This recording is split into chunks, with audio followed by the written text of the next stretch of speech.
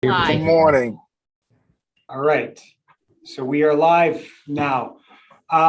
Good morning, Mayor O'Neill, members of council, City Manager Page, city staff, residents of Durham. I'd like to welcome everyone to the first of four council budget retreats we will have on the FY23 budget process. The four events are strategically set up to allow you to hear presentations on key information that will help you make important decisions throughout the budget process. We'll have two programs today and tomorrow, and then we'll follow up with our third and fourth retreat on the 3rd and 4th of March in 2 weeks. Today's program is focused, I would say, largely on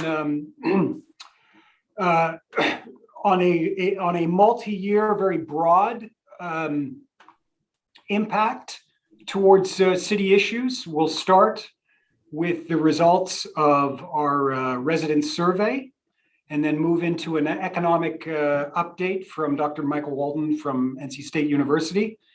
And then finally, we'll turn inward and start looking at our strategic plan, how the focus is set for that on the multi-year 3 to 5 year basis with priorities.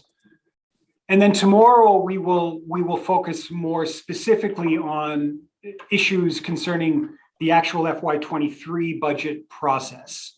So that is our agenda. We will try to keep it as this is, but we will take breaks as we need them. If 10:45 is not the appropriate time, we will find the appropriate time. And with that, I believe I neglected to introduce myself. My name is John Allore, and I am the Director of Budget and Management Services for the great city of Durham. And with that, I'd like to turn things over to City Manager Wanda Page. Thank you very much, Mr. Allore, John Allore. I do know that before I make my remarks, our mayor, the Honorable Mayor Elaine O'Neill, will call the meeting to order as this is a public meeting, and I will then make a few remarks as we begin today. Good morning, Bull City. So glad to be here with you all, and we will now call this meeting to order on February 17, 2022. It is now 9:03, and we're having our first budget retreat for Councilman Williams and myself. Glad to be here, ready to learn.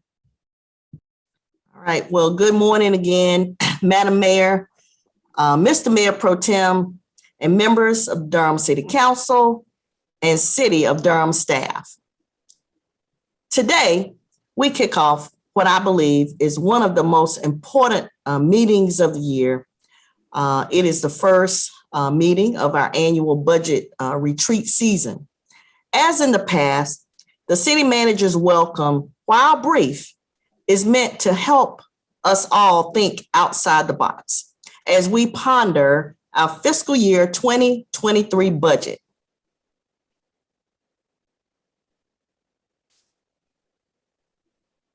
Some here may be familiar with this new word game craze that has taken over the internet and social media. Some may have even played it a few times. I know people who say they are addicted and wait with anticipation for the next day's word of the day to be released. But if you have played, you know that this is one addiction we can have some fun with. And for those who are unfamiliar with this new phenomenon, with gray, yellow, and green boxes, the New York Times crossword editor explained how the game works like this. Wordle is a game of logic involving words. You try to guess a 5-letter word. The computer tells you which letters are in the correct position of the answer, that's the secret word, and which letters of your guess are correct, but in the wrong position. You get 6 guesses to get it right. One day, according to the New York Times editor, you are a smug genius because you got it in 2 or 3 guesses. But the next day, you're on your knees after 5 with just 1 guess left. Now, because John Allore did not give me enough time to go through several games this morning, I'm going to take some shortcuts and I'm going to reveal 5 words for your consideration as we think about this budget season.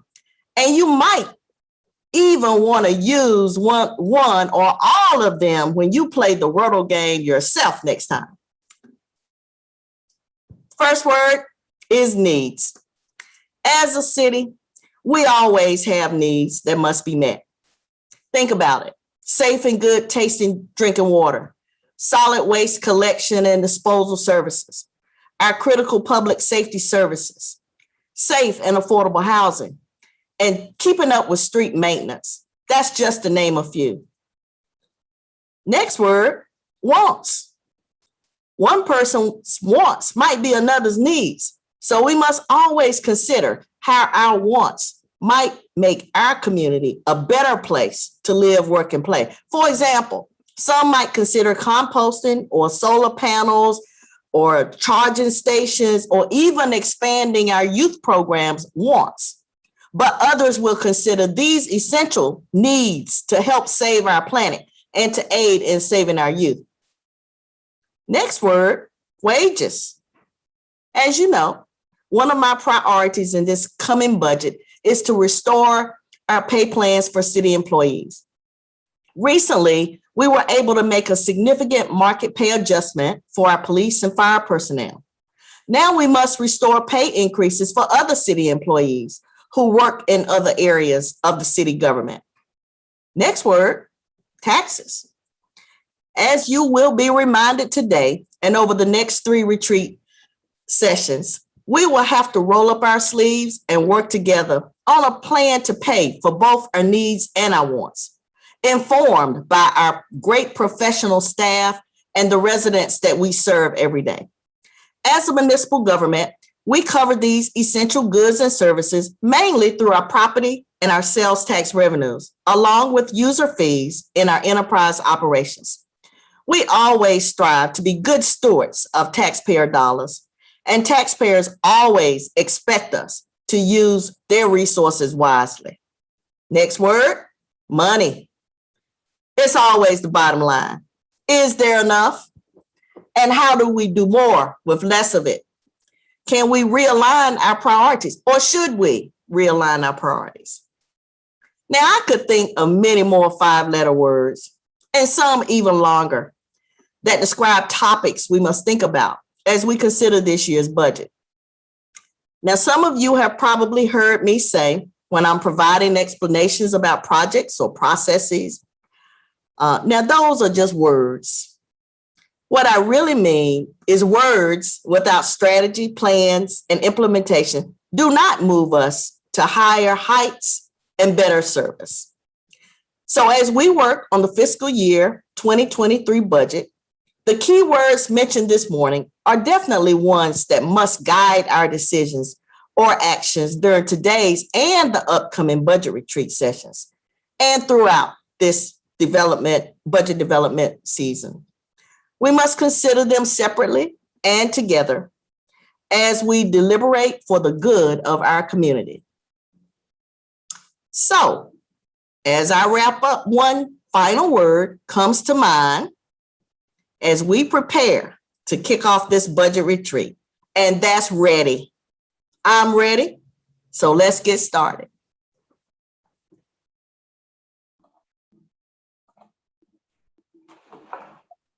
That was so genius, City Manager. Thank you.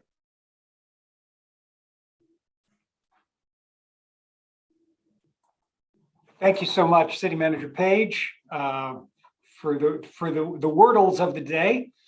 Much appreciated. And with that, I think we should keep the ball rolling and move right into our first presentation. Jason Morado is here to join us from the ETC Institute to talk to us about the results of the recent resident survey. Jason has worked with the city and ETC for at least 5 years from my memory. I think we've been doing surveys with ETCs for over 10 years. He has 20 years experience in the field. And I'm very happy to again introduce Jason Morado from the ETC Institute. Great, thank you. Can everyone see the screen and hear me okay? Thumbs up, all right, great. Well, thanks. My name is Jason Morado, the Director of Community Research at ETC Institute. And for most of you are probably familiar with us. For those of you who aren't, we're a marketing and research firm that specializes in conducting community surveys for local governments. And we just finished for the 12th time conducting the City of Durham's resident satisfaction survey. We used to conduct a survey every other year, but then about 6 years ago, we started conducting the survey on an annual basis, and it's a joint survey with the county. So as we go through these results, you'll see there are some city and county results.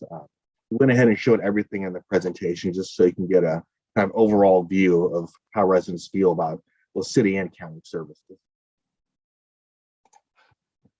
I just have one slide about ETC Institute.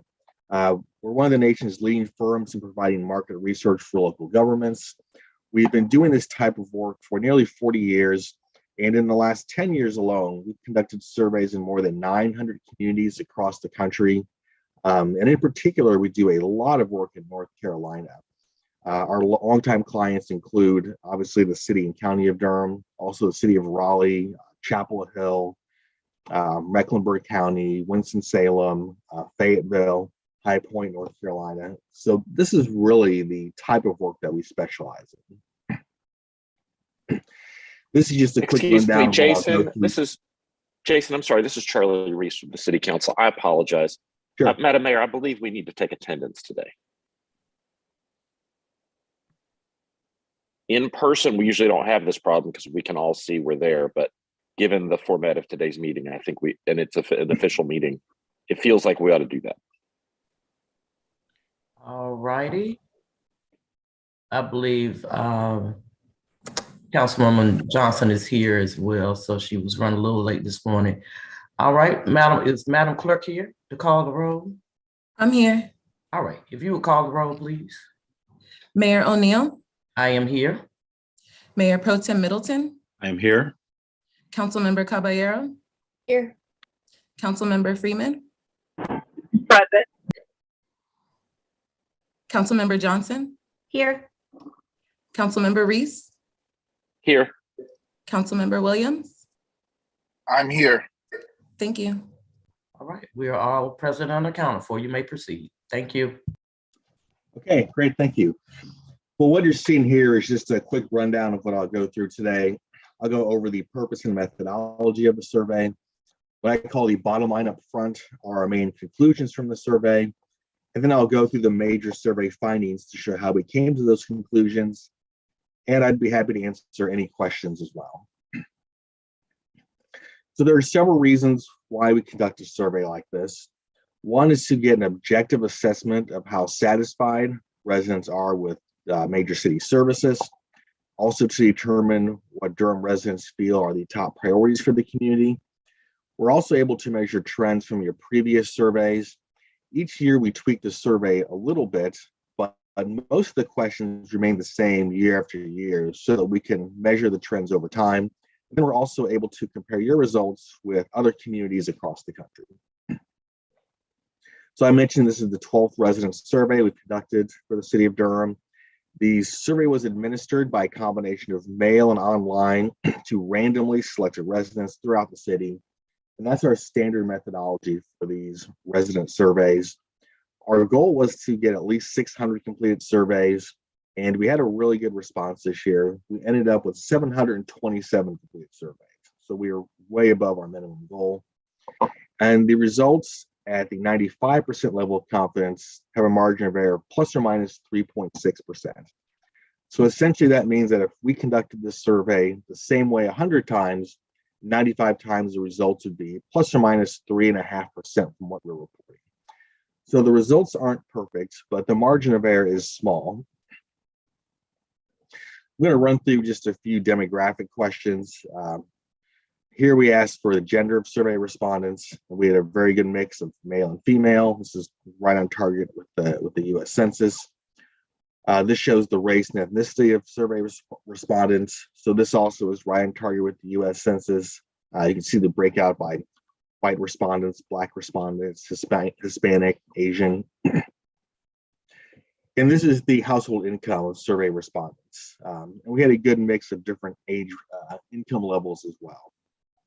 You'll notice about 13% of respondents didn't answer this question, which is very typical. Almost every time we conduct this survey, somewhere between 12 to 15 of our respondents skip this question.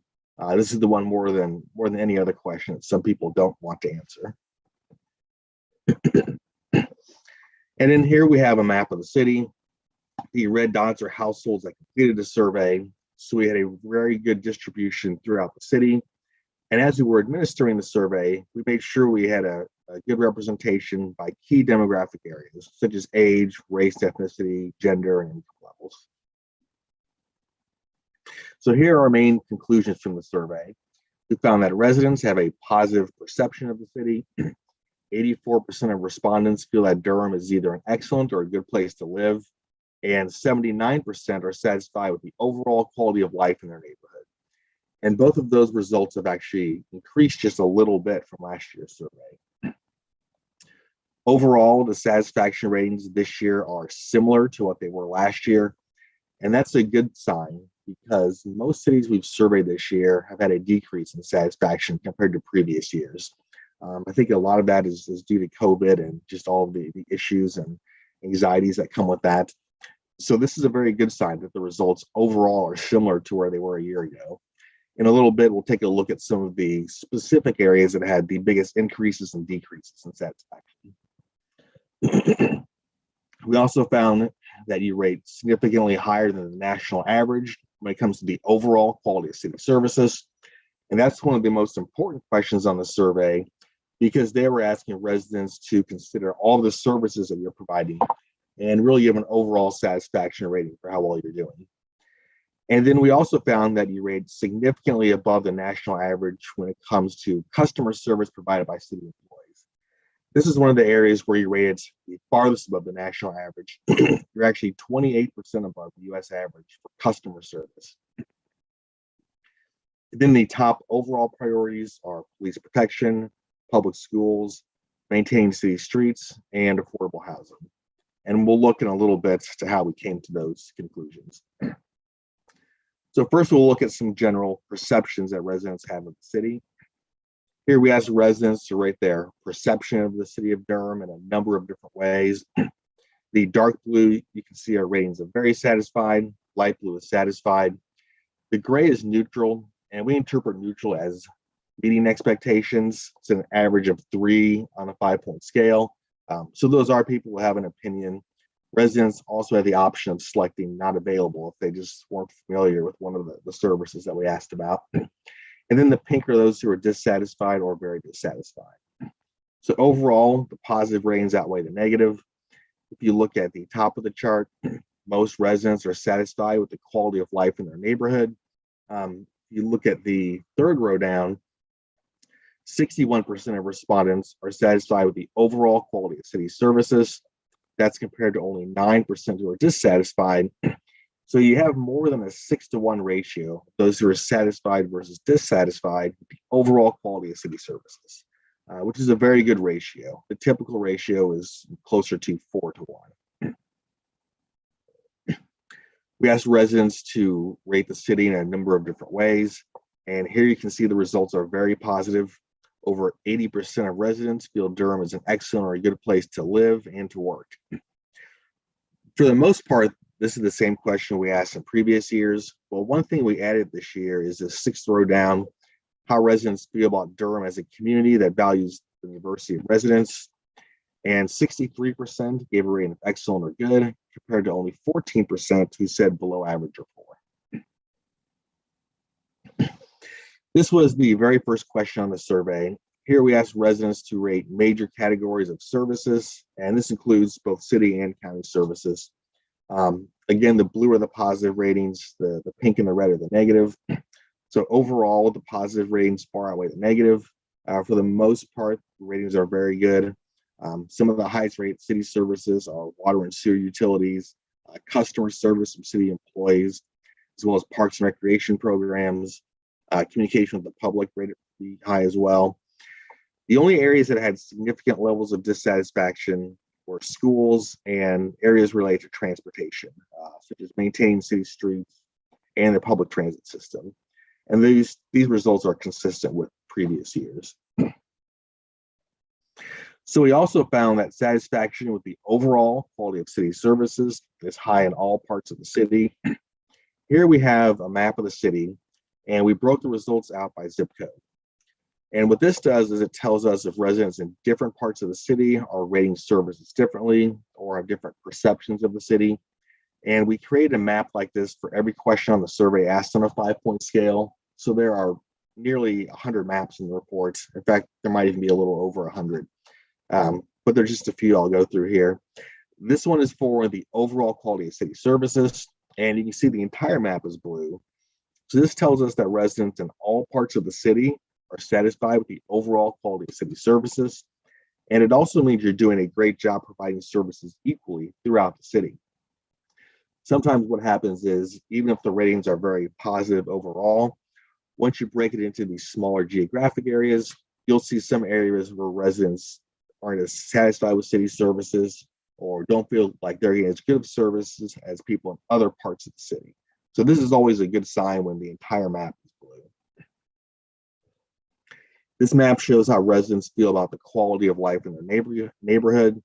Again, the entire map is blue. And in fact, here we have a few sections in dark blue, which is the highest possible rating.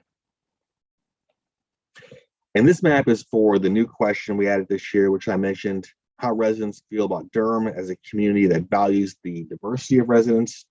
And the entire map is blue, meaning that residents have positive perceptions for Durham valuing diversity all throughout the city. So I mentioned that overall, the satisfaction ratings are similar to last year's survey, which is a good thing because that goes against what we've been seeing in most cities recently. This chart's for major categories of city and county services. The blue line are the areas that had a significant increase in satisfaction compared to last year. The red had a significant decrease. And by significant, I mean a difference of 4% or more, because that's greater than the margin of error. So there's an 8% increase in satisfaction with water and sewer utilities. Customer service from city employees improved by 3%, so it didn't get the blue arrow, but still it's good that there's been an increase compared to last year's survey.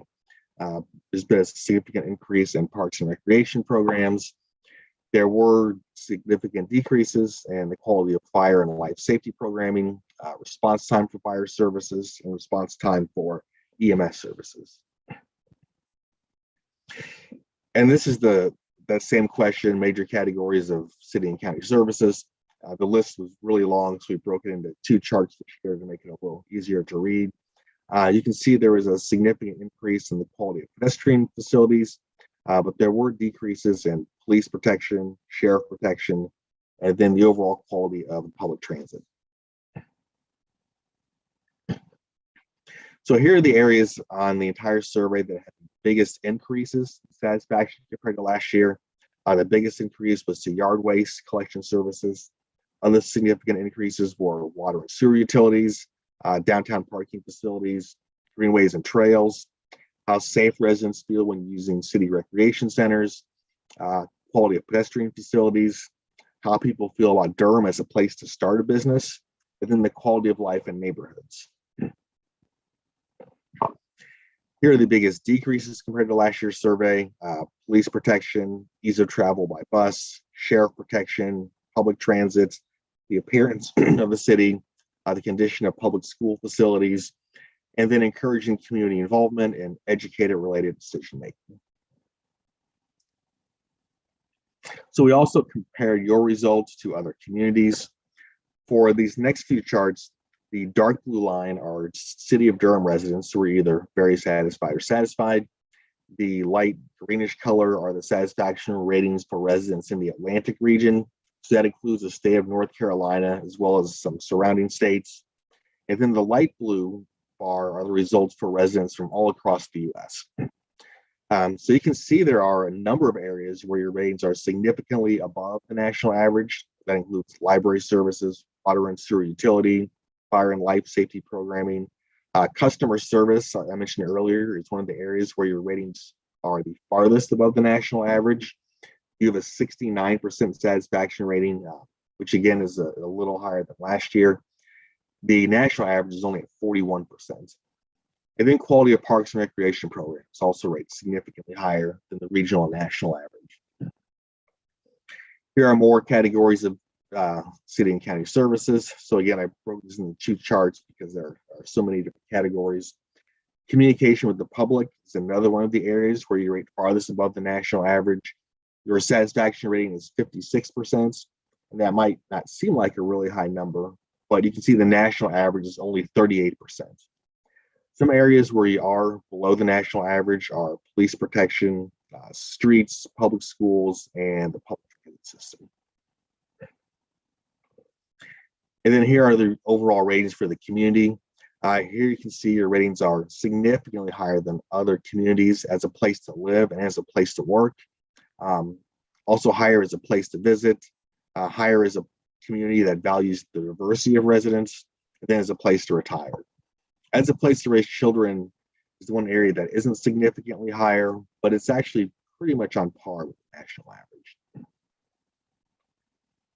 And then for general perceptions, the city, the overall quality of city services is an area where you rate much higher than the national average. If you look at the 4th row down, value received for property taxes, you have a 43% satisfaction rating, which again, that might seem low, but the regional and national average are only at 34%. And then a few areas where you're rating below the national average are the appearance and image of the city and the quality of public schools. Oops. So now we'll look at the top priorities. Earlier, we saw the question where we asked residents how satisfied they are with major categories of city services. As a follow-up question to that, we asked which of these services should receive the most emphasis from city and county leaders over the next 2 years. And residents can pick up their top 3 choices. You can see by far the top choice is the quality of police protection. 57% of respondents picked that as one of their top 3 areas that should receive the most emphasis from city and county leaders. And the second and third highest priorities are schools and streets. These are typically the top 3 in this order, but police protection actually is a little bit farther above the schools and streets on this year's survey. So that leads us to what we call the important satisfaction rating. Some of you might remember this from previous years. This is a tool that we use to help communities set priorities. And this analysis is based on 2 different types of data. First, we ask residents how satisfied they are with services. And then as a follow-up question, we ask which services should receive the most emphasis from city leaders. So the idea behind this is that those areas that have a combination of lower levels of satisfaction, but also higher levels of importance, should be the top overall priorities. It doesn't mean you should ignore the areas that are lower priority levels, but making improvements to the higher priority items will impact the greatest number of residents. So the top 3 priorities are, and this is for overall major categories, police protection, schools, and city streets. These have been the top 3 priorities for a number of years. Last year, schools was first, streets was second, police was third. So the order has switched a little bit this year. Police has gone from third up to the number 1 priority, then schools and streets are each down 1 level. Oops, all right, I need to do that. Here are the important satisfaction ratings specifically for maintenance services. So here we have 3 tiers of priorities. The highest priorities are the condition of public school facilities and then neighborhood streets. And this is also consistent with previous years. Other high priority areas are sidewalks, the condition of parking, the appearance of landscaping on right-of-way streets and in public areas, the condition of bicycle facilities, and then the overall appearance of major entryways to downtown. So I've got a few other findings to take a look at. Here we asked residents to rate how different levels of government have responded to the COVID-19 pandemic. And you can see most residents are satisfied with the city's response to the pandemic. 70% are satisfied, only 13% dissatisfied. And then as you move up to higher levels of government, the level of satisfaction gets less and less. This was a new question we added to the survey this year. Here we asked residents how much they agree that trained unarmed team of responders should be the first response to various situations. So if you go to the top of this chart, 80% of respondents feel that trained unarmed respondents would be an appropriate first response to checking on the welfare of a loved one. Other areas where most residents feel that a trained and unarmed respondent should be the first response are when a person is involved in a minor traffic accident involving damage to property only, when a person is experiencing a mental health crisis, and when a person is contemplating suicide. If you go to the bottom of this chart, here there are fewer residents who feel like trained unarmed respondents should be the first response. That includes when a person is yelling loudly at another person, but not physically assaulting them, when there's a complaint about loud noise at a neighboring building, and when a person they don't know is sleeping on their property outside of their residence. Here we ask residents which government services should be the highest priority for increasing funding. And this is a question we've asked in previous years. The dark blue line are the results for 2021. The light blue are the results for last year's survey. So both this year and last year, public schools was number one, affordable housing was second. But last year, 71% said schools was the highest priority, 63% said affordable housing. This year, the gap is more narrow, 67% said public schools, 66% affordable housing. Other highest priorities are street maintenance, law enforcement-led safety initiatives, and youth programming. So just a quick recap, we saw that residents have a positive perception of the city. Most residents feel Durham is an excellent or good place to live. Most are also satisfied with the overall quality of life in their neighborhood. And again, those have both increased a little bit in satisfaction compared to last year. Overall, the satisfaction ratings are similar to last year, which overall is a good sign. Your ratings are significantly higher than the national average when it comes to the overall quality of city services. And then customer service is one of the areas that really stands out.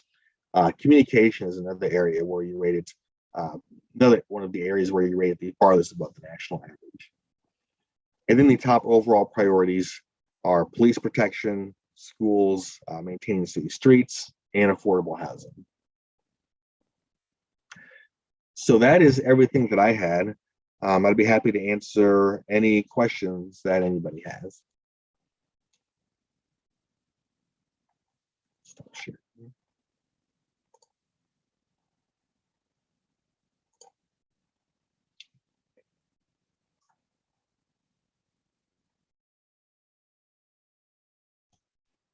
Hey, quick question. Thank you for the presentation. Can you hear me okay? Yep, I can hear you. Sure. What was the date again? The time range for when this was deployed? It was mainly throughout the month of December when most of the data was collected. Okay. Okay. Yeah. Hey, Jason, thank you for this. It's always really interesting to see what residents say about some of these questions. We just received a link to the full report, so I haven't had time to look through it yet, but wanted to ask you about any disparities that you noticed between race and ethnicities as related to some of the questions around quality of life and satisfaction. Did you see any significant disparities between white residents and residents of color on those questions? Yeah, we still need to do a deeper dive into that. So far, we've just provided the results more at a high level, although the full report is very detailed and comprehensive. We still need to run that cross-seg where we break the results out by race and ethnicity. I think typically we've done it by age group as well. So that's something we still need to take a deeper dive into.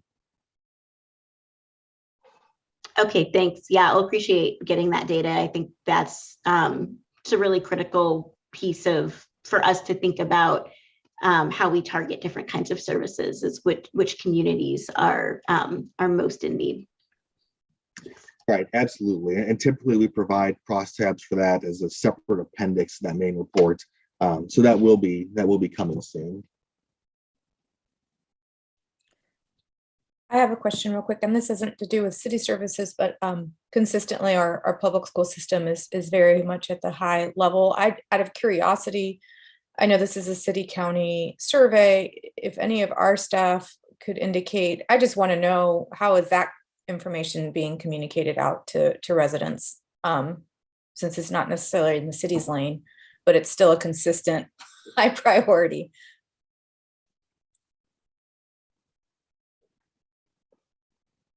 Jason, I don't know if you wanted to go into more detail, but certainly the county does their own survey, I believe, and I think in tandem with this, you are publishing that and sharing it with them. Is that correct? Yeah, that's right. Yeah, I'm not sure what the county, exactly how they approach that or how they distribute that information, but we conduct the same survey, and it's for city and county residents. These results are focused just only on the city residents, of course, but then also we surveyed some residents beyond the city limits, and that report includes all of those respondents. Right. Okay. They'll get a report and presentation for those overall results as well. Thank you. So I was just going to add that while it is a joint county government and city government funded survey, the leaders of the organization, we meet regularly and we have conversations about how we overlap and how our resources are used in tandem or in combination, that is. So we will certainly be releasing results, and our results will be public, and that same thing will happen at the county. But just, in the context of this meeting, I will certainly make sure that the superintendent and other leaders receive the results of this survey from city residents that are important to the questions that pertain to the schools. Thank you. I appreciate that, Wanda. I just, it's been the theme for four years now. I'm sure it's even longer. And it seems that urgency just keeps increasing. So I don't want to lose sight of that trend. Thank you. I just wanted to say that was very informative. I enjoyed that. Thank you.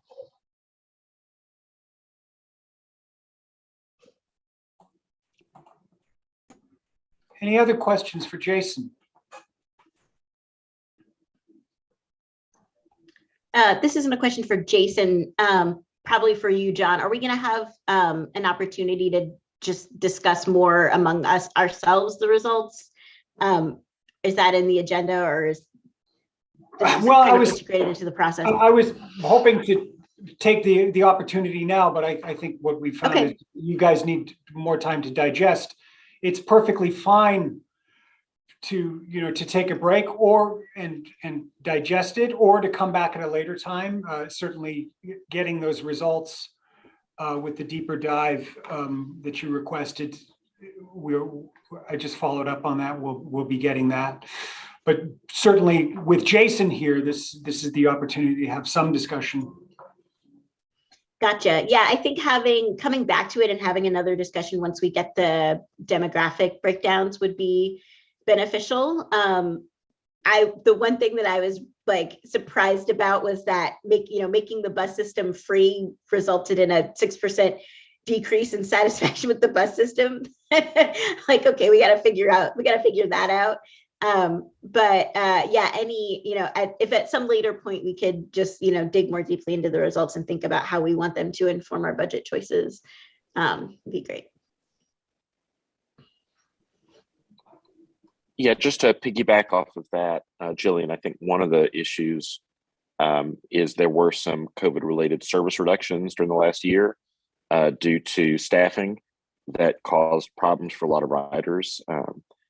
And I think a lot of folks are still dissatisfied with masking on buses, as we've heard a bunch of our operators tell us about. And also, I think I don't think we can discount the fact that there's been a lot of public advocacy around the need to improve our bus service here in Durham. And part of what we may be seeing is an enhanced um, an intense attempt by people who are concerned about that issue, who respond to the survey, to send us that signal. I think there's a lot of factors that could lead into that, but yes, I also saw that and was like, wow, okay. you would have expected a better reviews from our constituents on that, but yeah, still a lot of work to do on transit.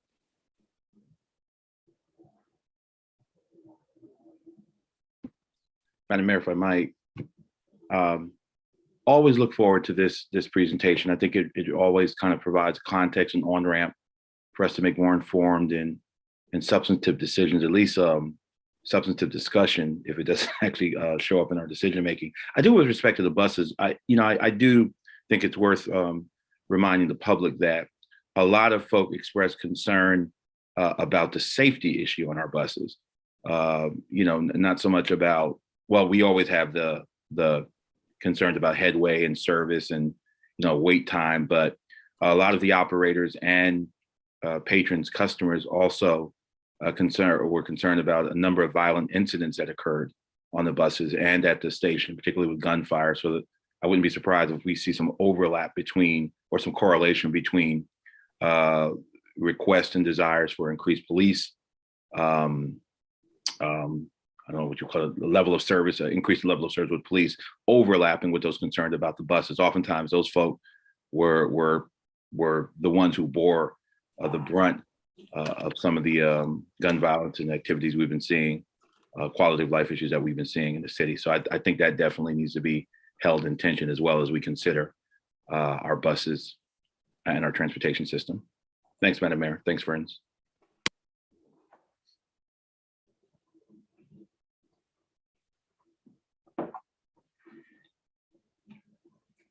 All right, if there's no other discussion, what I suggest we do is take a brief break, perhaps 10 minutes, and then we can just regroup and possibly entertain the idea of shuffling our program a bit. The good news is we're a well-oiled machine, and we're completed with that at 9:43. But we just need to take some time to see if we can maybe flip the following two presentations. So if we take 10 minutes and come back, is that all right with everyone? Perfect. Chance to get coffee.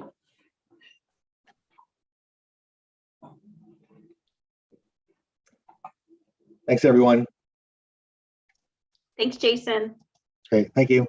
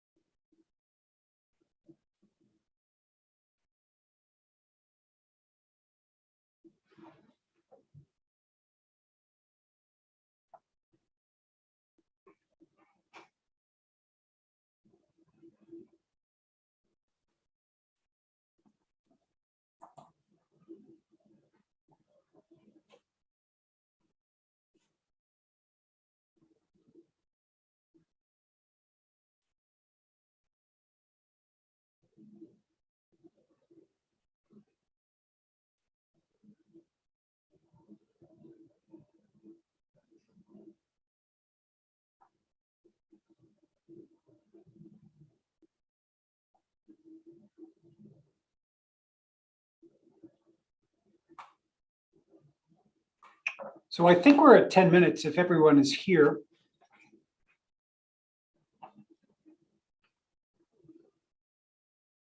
There's the mayor.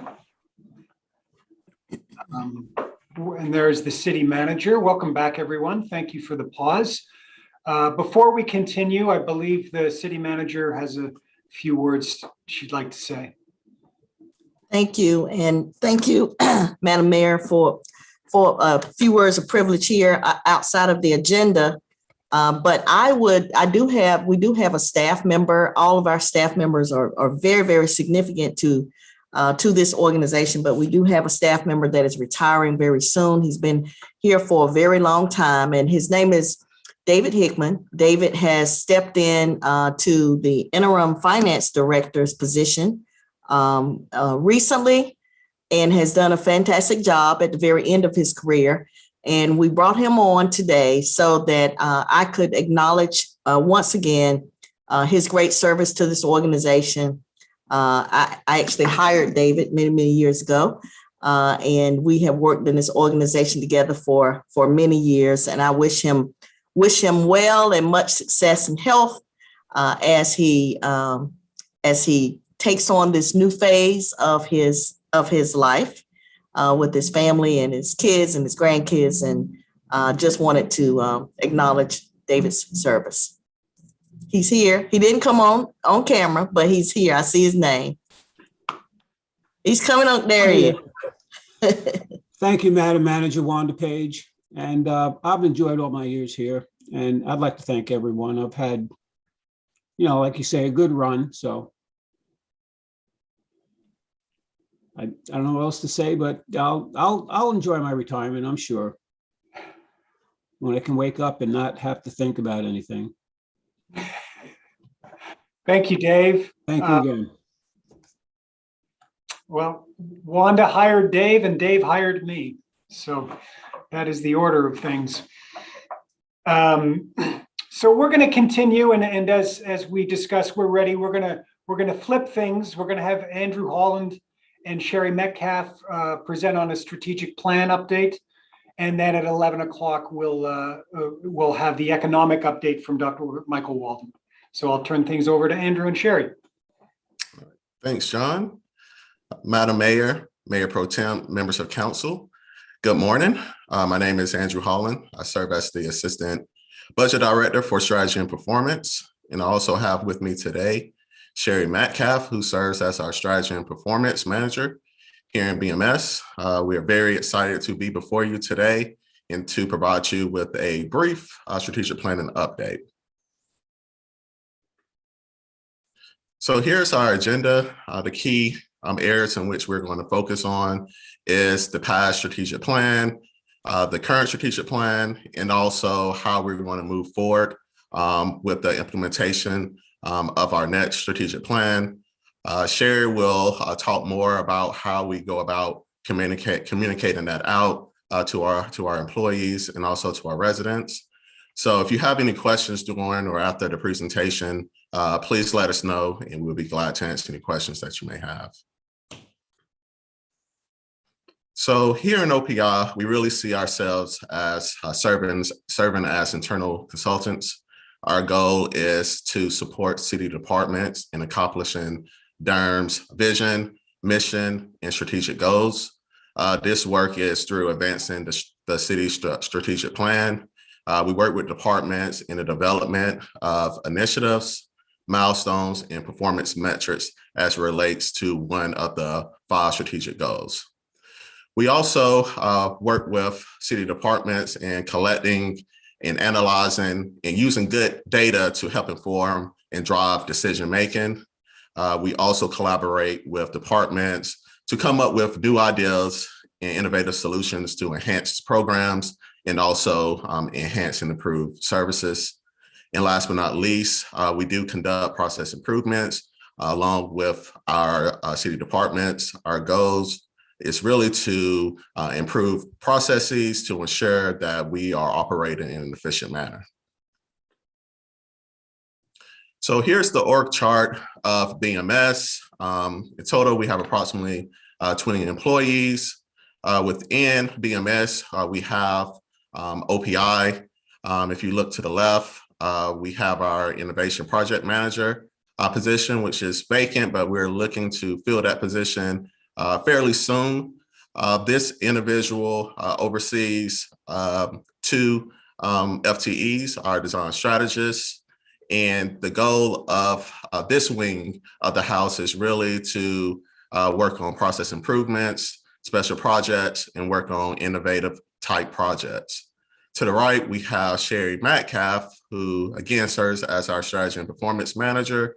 And her team, they oversee the strategy and performance of the organization.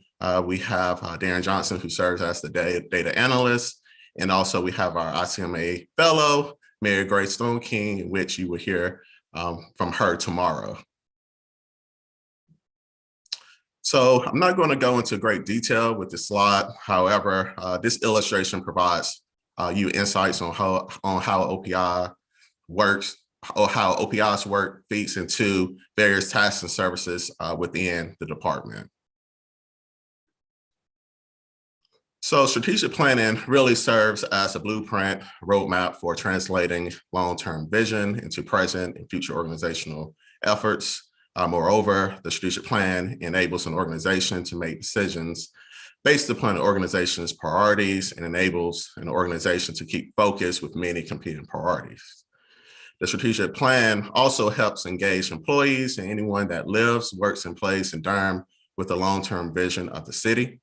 It's worth mentioning that we have finalized our communications plan within OPI, and the goal of the communications plan is really to be intentional in how we go about engaging our residents and employees around the strategic plan. So we are very excited to begin implementing that plan. And last, the strategic plan connects resources with long-term vision to accomplish priorities. So with many strategic plans within organizations, there's usually a vision statement and mission. So the vision is what an organization wants to ultimately become. And the mission is more day-to-day. It focuses on today and what an organization does to achieve that vision. So here in Durham, our vision is Durham is the leading city in providing an excellent and sustainable quality of life. And our mission is to provide quality services to make Durham a great place for people to live, work, and play. So here are our 5 goals. Goals are high-level, long-term outcomes that we are trying to accomplish. Here in Durham, again, we have 5 goals. These 5 goals are share economic prosperity, creating a safer community together, connected, engaged, and diverse communities, innovative and high-performing organization, and last but not least, sustainable, natural, and built environment. It's important to note that over time, these goals have evolved, specifically the titles. However, the themes have basically been the same since the inception of the strategic plan in 2011. So I'm going to briefly discuss the strategic timeline. Our last strategic plan ended in 2021. It's important to note that we do have a community dashboard in which a lot of our data is housed in that platform. It is important that, number one, we are transparent with our residents and public, and also we want to make sure that our residents hold us accountable. So transitioning into our current strategic plan, it is more focused as compared to the last strategic plan, which the last strategic plan was adopted pre-COVID. And this is based upon City Council's priorities, the WIGs, the wildly important goals. So our goal is to begin the refresh in the fall of 2022. Of course, there's going to be a lot of planning, coordination, and workshops that's going to take place. That is going to include engaging our employees, our residents, and of course, you City Council in developing this plan. And the goal is to adopt this plan in June of 2023, in which you City Council, you will have an opportunity to vote on that plan. So here are some numbers from our last strategic plan. Of course, this plan was adopted prior to the pandemic, and it's more extensive as compared to our current strategic plan. Of course, we still have our 5 goals. There were 18 objectives, 95 initiatives, and 67 performance measures. So with every strategic plan, we create and publish the strategic plan report. And this is a way in which we can report out the highlights from each of our strategic plan. This is a great way for the public, our residents, to get insights on some of the highlights within the life of the strategic plan. This report can be found on BMS's website. And of course, you can take out your phones right now and scan our QR code, and it will take you to our strategic plan report. And next, I will turn over the presentation to Shari Metcalfe. But first, we'll let City Manager Wanda Page talk. Thank you. Thank you very much. I wanted to, before Shari begins her part of this presentation, just acknowledge Andrew, who just spoke to you. Andrew Holland started his career here in city government as an intern. And as we believe in development and succession planning, Andrew has recently competed for and become an assistant director of this organization and part of our leadership team. I know some of you have seen him present before in other roles, but I wanted to point out this is probably his first time making a presentation as an assistant director. And I am excited about the leadership and the work that is going to come from that. I believe he called it that wing of the house. And I look forward to, us continuing to do great things. And another star coming up, Shari Metcalfe. Take it away. All right, thank you. So good morning, everyone. I am Shari Metcalfe, and I work with Andrew on the strategic plan. I'm sure you're all on your phones right now looking at our website that has that great report, as well as if you scroll a little bit further down, you'll also catch a glimpse of our new strategic plan, which is what I'm excited to share with you all today. So our new current strategic plan does look a little different than our past plan. We live in unique times. There are other words we can use, but let's go with unique. And so we have a unique strategic plan. Instead of 3 to 5 years, it's a 2-year strategic plan. In the past, we've had 90 plus strategic initiatives. We have 13 laser focused initiatives in this plan that we are spending a lot of time and energy looking at. And so where did those 13 initiatives come from? Well, they mostly came from all of you. So in August, the City Council and the City Manager get together and City Council shares their priorities. We call them WIGs, our wildly important goals. We do love acronyms here. So we've turned those 6 WIGs that came from the City Council, we made them into 7. We split one in half, but so 7 of the 13 came directly from those WIGs. And then we have 3 strategic initiatives that are still high priority. They rolled over from our previous plan. And then we have 3 that are citywide projects, more internal facing, although one of them you all are very familiar with, but that is where we came up with our 13. And so I'm going to go through them goal by goal. We have most of the directors that are over these initiatives are on the line. So at the end, we'll have some questions and you can ask some questions then. So we'll start with our connected, engaged, and diverse community. This is really it's one of our 5 goals, but really I think the heart of our strategic plan is this goal. And in here, not surprising, we have 4, which is the highest number of initiatives in a goal. We have our implement our Forever Home Durham program, which is in community development, expand equitable community engagement, which is citywide, but really housed with NIS, obviously with Constance and her group. We have our expand outreach and engagement to non-English speakers. This is another, most of these are probably citywide in nature, but we have our new language access plan coordinator that's kind of leading this initiative. And then we have our advanced, the racial equity action plan, which is of course with Sharon, who will be here tomorrow, talking more about her activities in her department. And I am going through them fairly quickly, but again, we'll have some time for questions afterwards. So in our second goal, or our internal facing goal, our innovative and high performing organization, we have 3. This is where those 3 that I mentioned are citywide efforts. This first one, implement strategies for reimagining government to deliver enhanced processes and programs.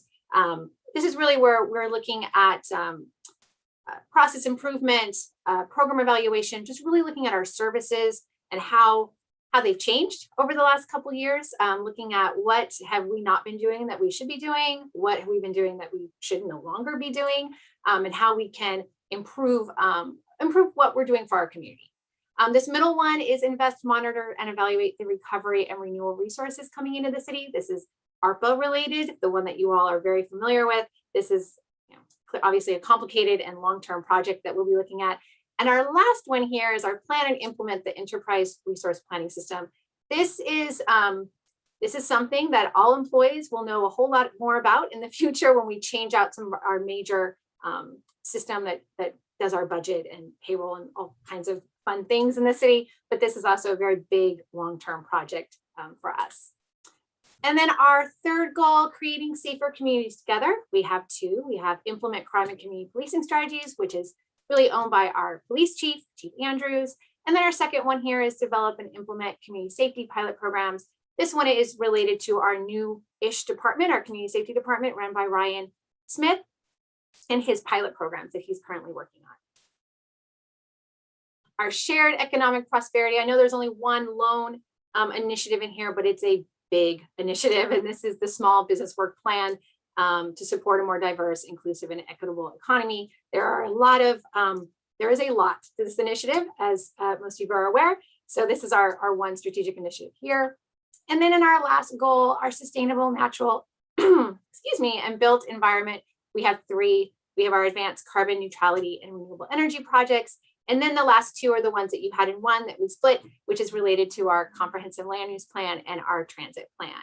So those are 13 strategic initiatives that we are excited to provide for you today. And they are online, so that's the QR code. Again, if you scroll down, you'll see them with a brief description. We're also going to be adding on to that website. So we'll be making lots of updates moving forward. So looking forward to FY 2024, which at first glance seems really far away. But when you put that FY in front of it, it means, of course, it starts the year before. So this is really looking at 2023, next year. And as we all know, time goes by so fast these days. But we're looking at our refresh. So a full refresh of a strategic plan takes quite a bit of time. There's a lot going on this slide. I'm just going to focus on a couple of things, but the refresh really has already started. Internally, we start working on how we're going to build that out. It'll start going full speed in later summer and in the fall, when we will start doing some community engagement and working with our employees and getting staff together. And then next year, when we are here again at our budget retreat, we'll be coming to you all in a little bit different. Instead of a presentation like this, it'll be much more of feedback. We want to have more of a conversation with all of you, get your reactions and some feedback around our goals and those objectives, so those focus areas per goal that we will have developed in the fall with our engagement and our employees. So it's a long process for a refresh, but it's an important process. And we expect it to be pretty, we expect a lot of changes. We've all gone through quite a change in the last few years. And so we expect this to be very different this year. So I'm almost done. This is the last part here. I did want to talk a little bit about how we're going to build those relationships and connections with our employees, how we're going to inform and engage with our residents. And then a very, very important part is how we keep ourselves accountable. So we have been, as Andrew mentioned, we have been working on a communications plan. It seems like it's always in draft form because we're always adding on to it different ideas. But we're focused on employees and then also, of course, our residents. With our employees, we're focusing on informing them as well as engaging with them. There's a very common story. Most of you have probably heard this before, but we hear it a lot in the strategic planning world about President Kennedy going and touring a NASA facility and seeing a gentleman in the corner with that was part of the custodial crew and coming up to him and asking him, oh, what do you do for NASA? And the gentleman responds, well, sir, I'm helping to put a man on the moon. We love that story because we would love for our employees to respond back similarly with what they do isn't I run an after school program as much as I'm helping to create a safer community. I'm helping to build a more connected and engaged neighborhood, which is what they are doing. So we're really making a push to get our employees more connected to the strategic plan so they can see that bigger vision of what they do and what their part, the role they play in our strategic plan. And right now with our resident engagement with our community, right now we're in the informing phase, trying to get the word out that we have this new plan, get people familiar with it, and then hopefully putting us in a good, strong position when we start needing more engagement and focus groups and that kind of work that we'll be doing later on in the summer. And then our last slide is about the Durham strategy and performance meeting. So this is all about accountability and the difference between a strategic plan that collects dust on a desk somewhere and a breathing, living document is accountability. So we, in the last strategic plan, started something called Durham Strategy and Performance, something we call DSAP, and their meetings, they're long meetings that we have with our executive team, so City Manager Wanda Page and her executive leadership team, along with our strategic initiative owners. We get them all together and they share. They start talking about the work they're doing, the work that's coming up, any roadblocks they've hit. We talk about how do we get around those roadblocks, what kind of support do the initiative teams need from the executive group to move forward. And so they're really important conversations. And we've learned a lot in the last go around. We consider that we're in DSAP 2.0 now with our new plan. We've made some changes to the format and really tried to focus in on those conversations. And to tell you too, just another difference between our current plan and our past plan, our last plan, strategic initiative owners came in front of the executive leadership group twice a year. So every 6 months, we had them come in and share. The current 13 strategic initiative owners, they're coming in every 2 months, every other month. So every 8 weeks, they're in front of the executive team having these kinds of conversations, which is just helping people to be real focused, keep things moving forward, which is what we want to see. So that is DSAP. And that was it. So if we're available for questions, again, I think most of the strategic initiative owners are on the line. So if you have some questions, we can go ahead and ask the experts.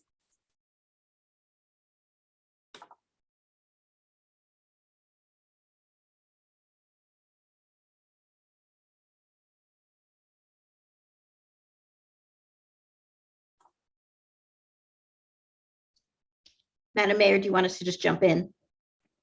Okay. Yes, ma'am. Yes, ma'am. I'm listening. I will have very few questions today. I'm listening and learning.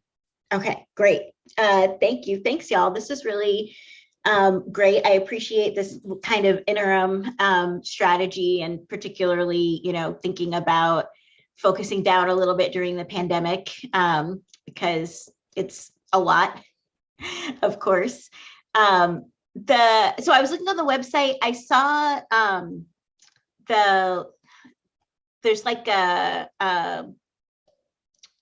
page, maybe it's like a PDF inside a frame that's got all the initiatives listed. There's not yet, I'm guessing there isn't yet a document like the one that we have for 2021 where it's like all laid out and easier to share. Is that right? So we do have a one pager. It's a work in progress, but we have a one pager that has all our goals and we can put that online and actually send it over to you all as well. We have one ready to go. Okay, awesome. Yeah, I was just trying to think of trying to find a good way to share it with the community, like that people could, a little bit more accessible. So that's great. The racial equity action plan, you said we're going to hear a little bit more about tomorrow. I believe Sharon is coming to talk about her department tomorrow. Okay, awesome. Are we also, this might happen tomorrow or later, going to hear from OEWD? I'll let John Allore answer that one. Certainly. OEWD is not scheduled for a presentation as part of the budget process. So I would think that if there was something specific concerning OEWD and their initiatives you wanted presented, we could. I'll certainly talk to City Manager Page about that and see what can be scheduled for some time to get that on your agendas. Okay, thanks. And thanks. Hi, Andre. Yeah, I was just, it's a whole chunk of the, it's a big goal. And there's not a lot of detail here. So just wanted to find a time to get a little bit more info.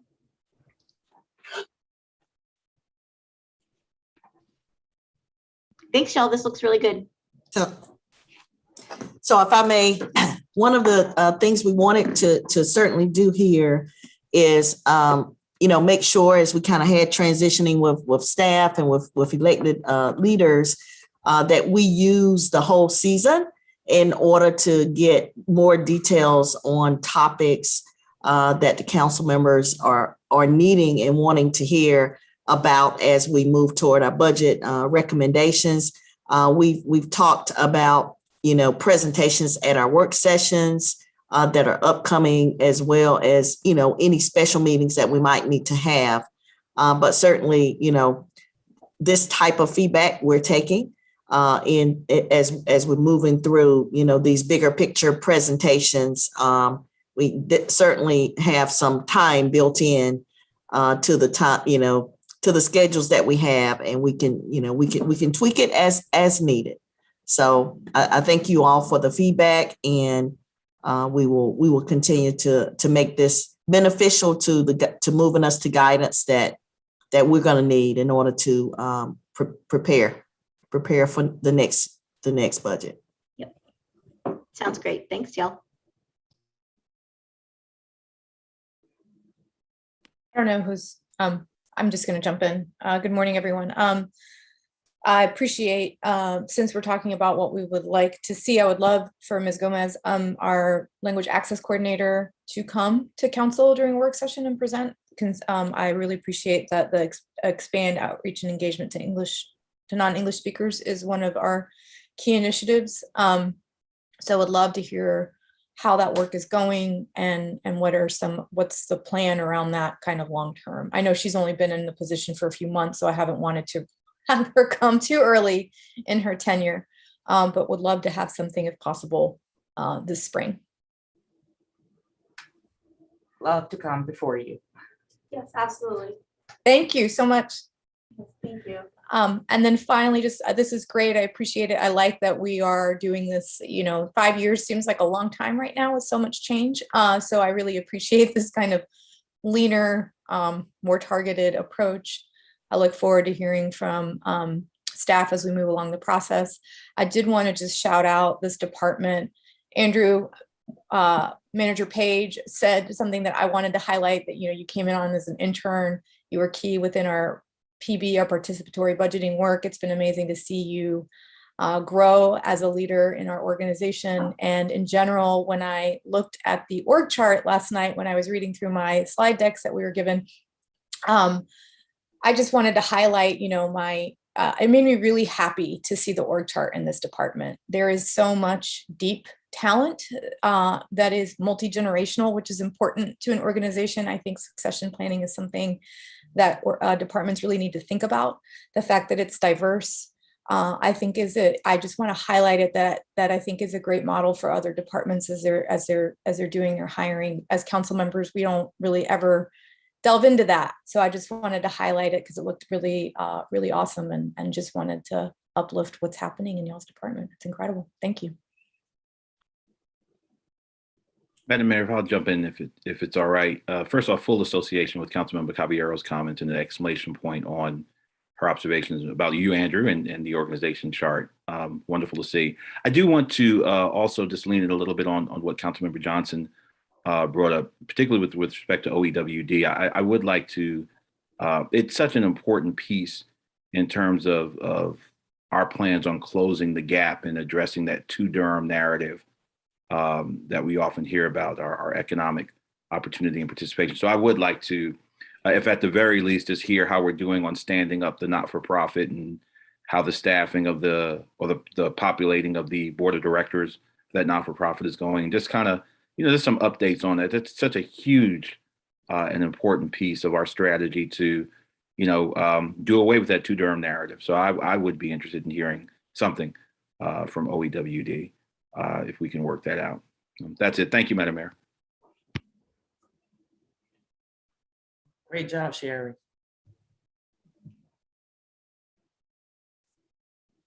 All right.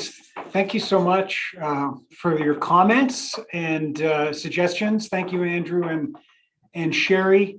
I would like to take, I wasn't going to do it because I just figured it was better to be stoic in business as usual, but I am very proud of hiring Andrew and having him promoted in that position. I think some council members know that I've spoken before that we were down in this department, as you see on the org chart, by I think we were down to about 50% staff over the summer. And we really saw it as an opportunity to, in some cases, fill from within. We knew there was the talent there. So we're very proud of that org chart, most definitely. And certainly all the credit and all the success to Andrew. Since we didn't talk about the other side of the org chart, I would very briefly like to say, to introduce that side of the org chart, which is budget proper, which has a lot to do with the entire numbers game, everything you'll see tomorrow having to do with CIP, having to do with multi-year projections. And certainly I ask staff to turn on their cameras if they can. I'd like to make some introductions because some of the faces have changed and gratefully some have not, quite frankly. And first is Christina Reardon, who is now the other, has taken my role as assistant director, is now the full-time assistant director of budget and management services on the budget side. Christina Tooks, who is a longtime employee, the CIP coordinator is with us, and I'm very grateful, and we're very lucky to have Christina with the city and have that knowledge base for, I believe, 22 years now. Pat Maude, who's acting budget coordinator with the city. Again, Pat has been with us for 4 or 5 years. We were lucky to get him from the state of North Carolina. And then our two newest members, Matthew Jones, who's been working as a budget analyst for, I think, since the summer, and Niton Nichols, who we were had worked with the city, and we snagged from Maryland. He came back to join us as a senior budget analyst. I'm try not to get emotional about these things, but I'm very emotional about and proud of my staff. And you don't know behind the scenes, but just to give you, when we broke there for 10 minutes, many of us are in the office today, myself, and as you can see others, there's 10 minutes, we had a hallway huddle. I don't think we've had a hallway huddle in 2 years. And it was so through Carmen and Shari and myself, Christina's kind of strategizing and, mask on, talking about how we proceed. It was very exciting and very thrilling. And that's what makes budget people excited, I guess. But just to make sure that we were prepared to give you the information that you needed. I neglected, but I should not, Delta Farrington, who came in as our senior administrator from the police station, from police, and has been working with us since the summer. What a joy! And I'm sorry, Chief Andrews, but what a snag! I'm so delighted with Delta's work. She's been instrumental in keeping us moving just an unstoppable force, always has my flank, always anticipating things. I'm just really pleased and really proud of her work. Thank you, Chief Andrews. And with that, I just see if there's any further questions at this point, just have a brief pause. Just so glad to meet you all. Just a great job. So proud of this city, so proud of you all, so proud to be a part of it. If I might add, I think that for me, the budget retreats are always a good opportunity to see all of our staff and the work that they do, and to really just appreciate how much is happening behind the scenes as we kind of pontificate out front. All these folks are the ones making all of the thoughts that we have happen. And as a city, I just want to say I'm so proud to serve with so many of you. And I've worked with many of you, and I've not even met some of you. But I know that, as John is saying, this is a phenomenal team. I know how you all pour into each department, and I want to say thank you. I just really want to say thank you, and I really want to say thank you to John as well. I'm acknowledging this is your first true budget retreat where you're leading, and you've definitely been doing a phenomenal job. I want to say over the last 2 years with COVID, it's been difficult. And I acknowledge that. And I just want to say that we're breathing again and we're moving forward. And so I'm glad that, the strategic plan is still operating, and we're doing a refresh, and we're going to get our new council colleagues up to speed, and we're going to keep moving forward. So I thank you again. Thank you. Thank you very much. Madam Mayor, just briefly, as I am catching up, as Councilmember Freeman just stated, I too just want to echo, I've been meeting with a lot of staff, a lot of time with staff in this department, and I see the DNA. I really see why Durham's so cool. Freshman council member problems, I got trapped in the garage because I lost my ID. So I'm here in HR right now because I was trapped downstairs. But I just want to say that our staff is amazing.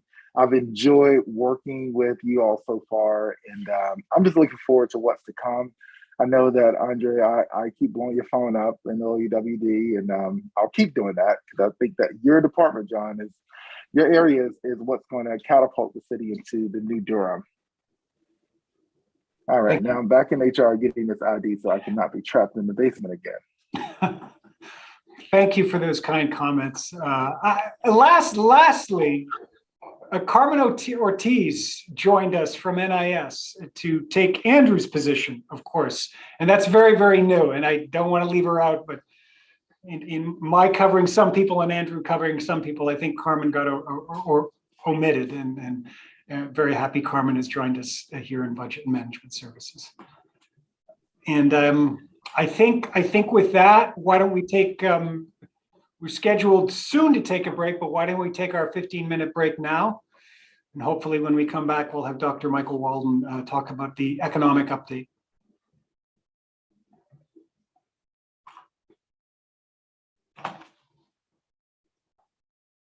How in the world did you get trapped?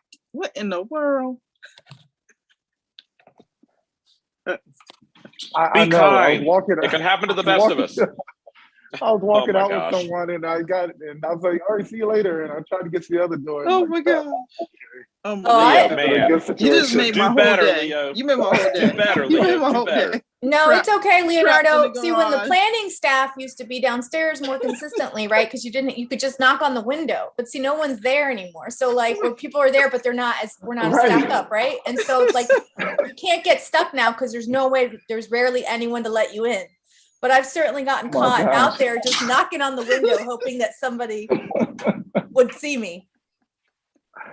I know. Oh my gosh. Well, there'll definitely be stories for you to tell.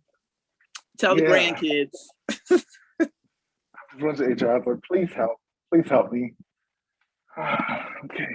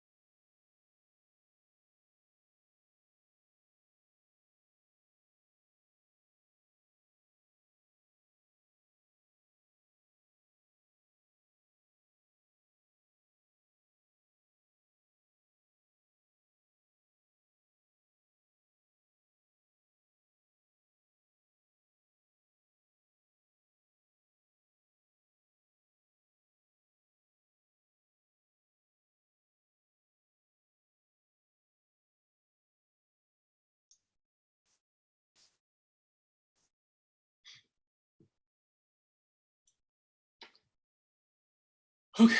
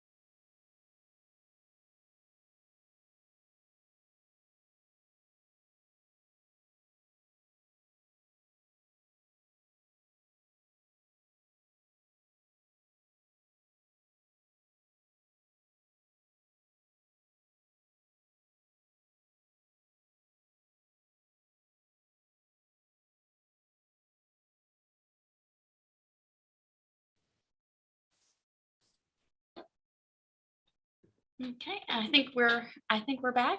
If Mayor O'Neill, if we're ready to get started again. Yes, ma'am. You may proceed. Thank you. Mr.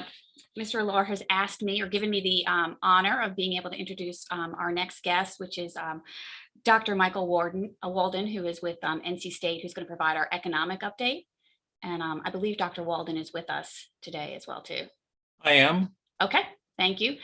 So just to give you a little introduction on Dr. Walden, who is kind of a frequent visitor to our budget retreats. Dr. Walden is a William Neal Reynolds Distinguished Professor Emeritus at North Carolina State University and President of Walden Economic Consulting. During his 43 years on the faculty of NC State, Walden has become recognized as an expert on the state economy and public policy. He is a frequent contributor to the national and state media, and he's won numerous awards, including 2 Champion Tuck Awards for Excellence in Broadcasting, the UNC Board of Governors Award for Excellence in Public Service, the Holiday Medal for Excellence from North Carolina State University, and the Order of the Longleaf Pine. And so it's my pleasure to turn it over to Dr. Walden, who will be giving our economic update today. And I believe we have a staff member who's going to be sharing the screen.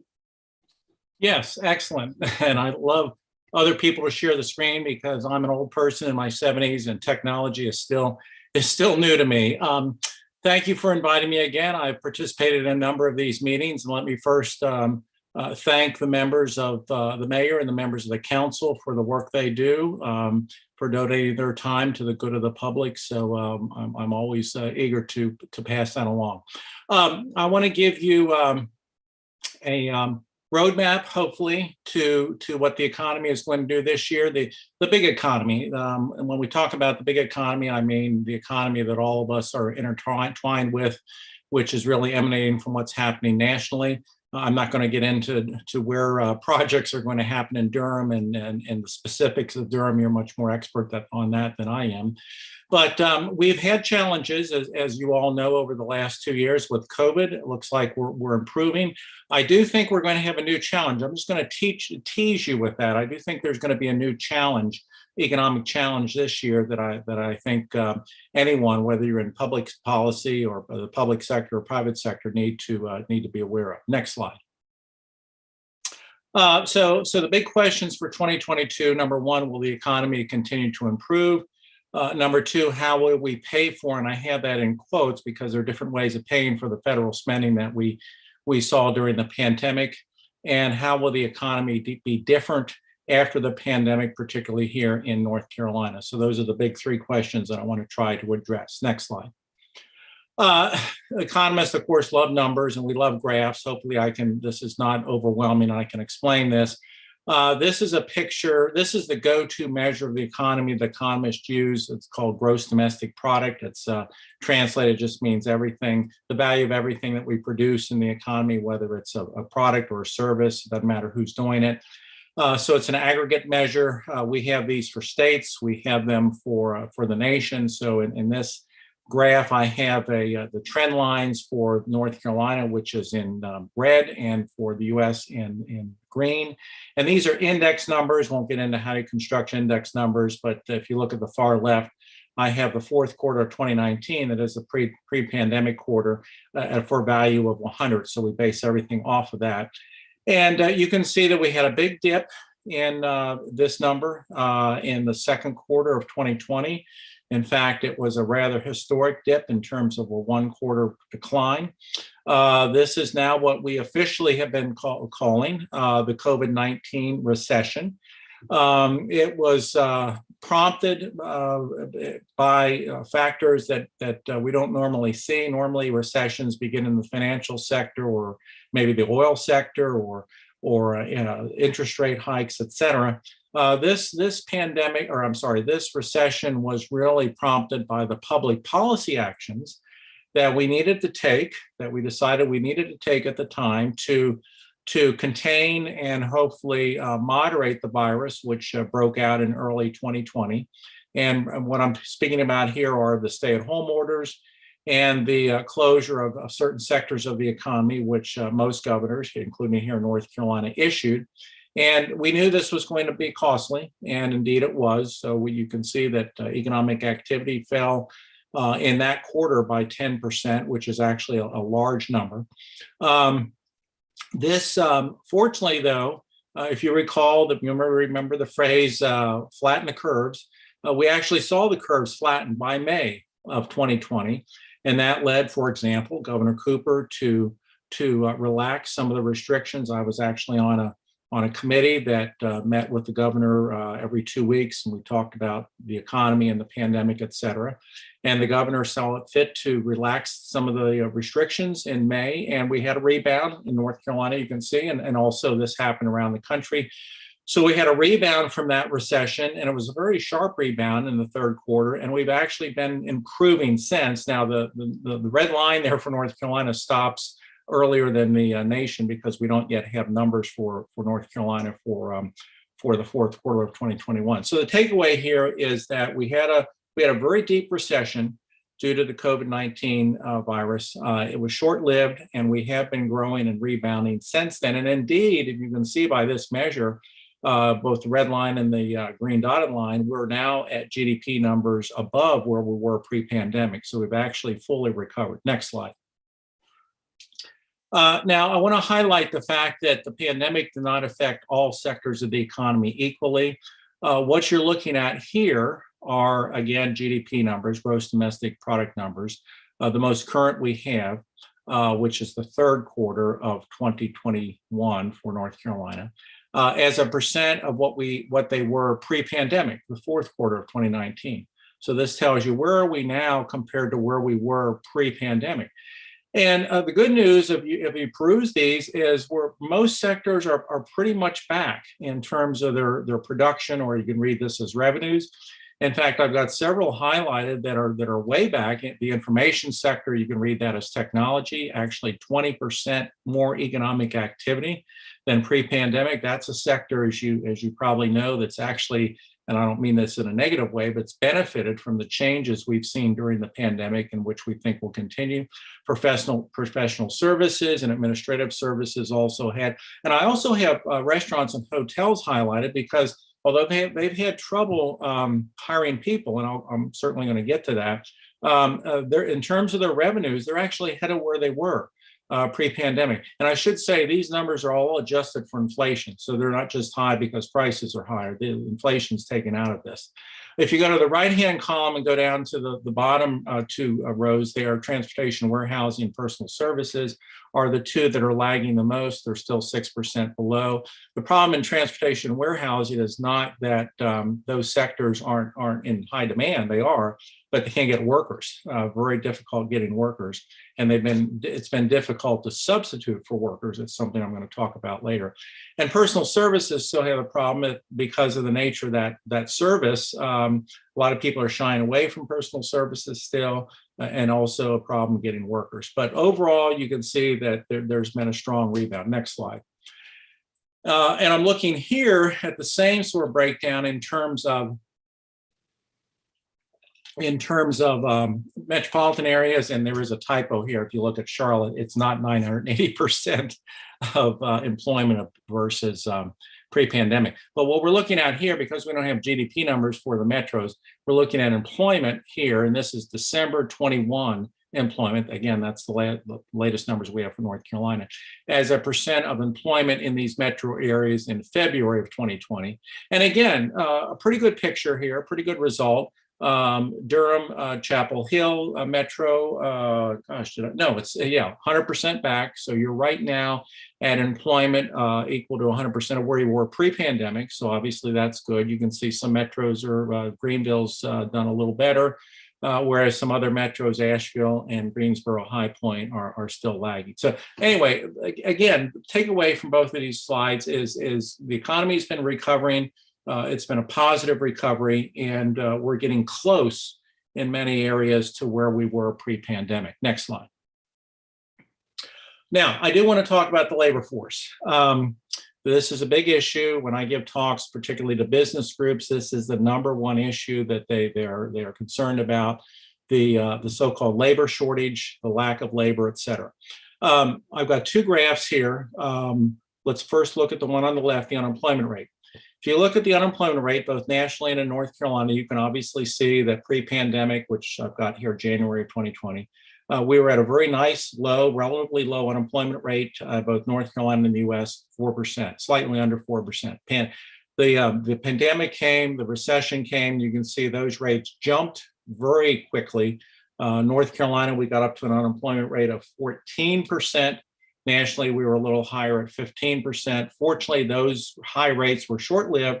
As the economy began to recover, you can see those rates came down rather quickly, and actually have trended down even since. Again, the latest readings for North Carolina show we're just right at about where we were pre-pandemic, as well as in the nation. So if you look at this graph, you might say, well, Walden, what's the problem in the labor market? What's all this talk of labor shortage? We don't see any evidence of a problem in the labor market. We've got low unemployment rates. We've got numbers that are just as good as they were pre-pandemic. Well, this is where another look at the labor market, a different look, is warranted, which I have on the right-hand side. Here we're looking at a slightly different metric, labor force participation rate. Now, this is always produced every month. Doesn't get a lot of attention because the attention is usually on the unemployment rate. But I think this gives you a better view of what the issue is in the labor market. Again, what is the labor force participation rate? We simply take all adults in the country, and we simply measure of those adults in the country, and for your information, that we use adults, people 16 and over. We do exclude people in institutions, but all adults 16 and over. And we say, what percent of those adults either have a job or they are looking for a job? Okay. And you can see, again, go back to pre-pandemic, January 2020, North Carolina, about 61.5%, nation slightly higher. You might ask, why is that? It's because we have more retirees who are included in the base, but are obviously retired. You can see the labor force participation rate went down dramatically in both the nation and North Carolina as the pandemic hit and we had the recession, but then there was a rebound. But, and here's the big takeaway, if you look at the far right-hand side, the numbers for December of 2021, latest we have, you can see that we have, unlike the unemployment rate, we've not fully recovered in terms of our labor force participation rate. Translated, we have people out there in the country and in the state, in Durham, who were in the labor force prior to the pandemic, but they've not come back. And indeed, this is significant. If we had the same percentage of workers in North Carolina in the labor force as we had pre-pandemic, we'd have 170,000 more people either working or looking for work. So that highlights statistically the problem that many employers are faced. It's not that we don't have the people, it's that a fair number of people have decided, no, they're not ready to go back in the labor market. Now, next slide. Big question, next slide, is, well, why? What are the reasons? Well, there are many. There are many. I think at the top of the list are the fact that people are still concerned about COVID. There are many people who are just not ready to go work with other people, or let alone go look for jobs. If you are a family, particularly a family with young children, the second and third reasons there are very important. We've had a lot of change in school schedules. I think Parents, I think that's getting better, but parents in the past have been concerned about, gosh, if I go back to work, what if there's a day where the schools are saying we're not having classes? Who's going to take care of my children? And then thirdly, the third point there, daycare. Daycare in terms of workers in daycare, that's been one of the hardest hit sectors in terms of finding people to work. It's a low paid sector. And again, it's close personal contact. So the availability of daycare is even worse now than it was pre-pandemic. So that's caused many, particularly mothers, to say, you know, I'm just not ready to go back to work.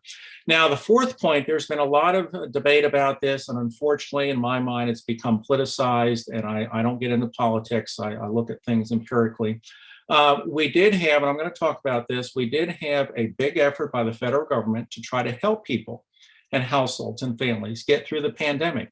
So, and I've been at this economics game for 43 years, and I've been through 8 recessions. And this has been the recession when the federal government has really stepped up big in terms of helping families as well as institutions and businesses. So we had things like the stimulus checks, we had child payments, we had additional jobless benefits. The food stamp program has been expanded. The Affordable Care Act, also known as Obamacare, that's been expanded. So this has put a lot of cash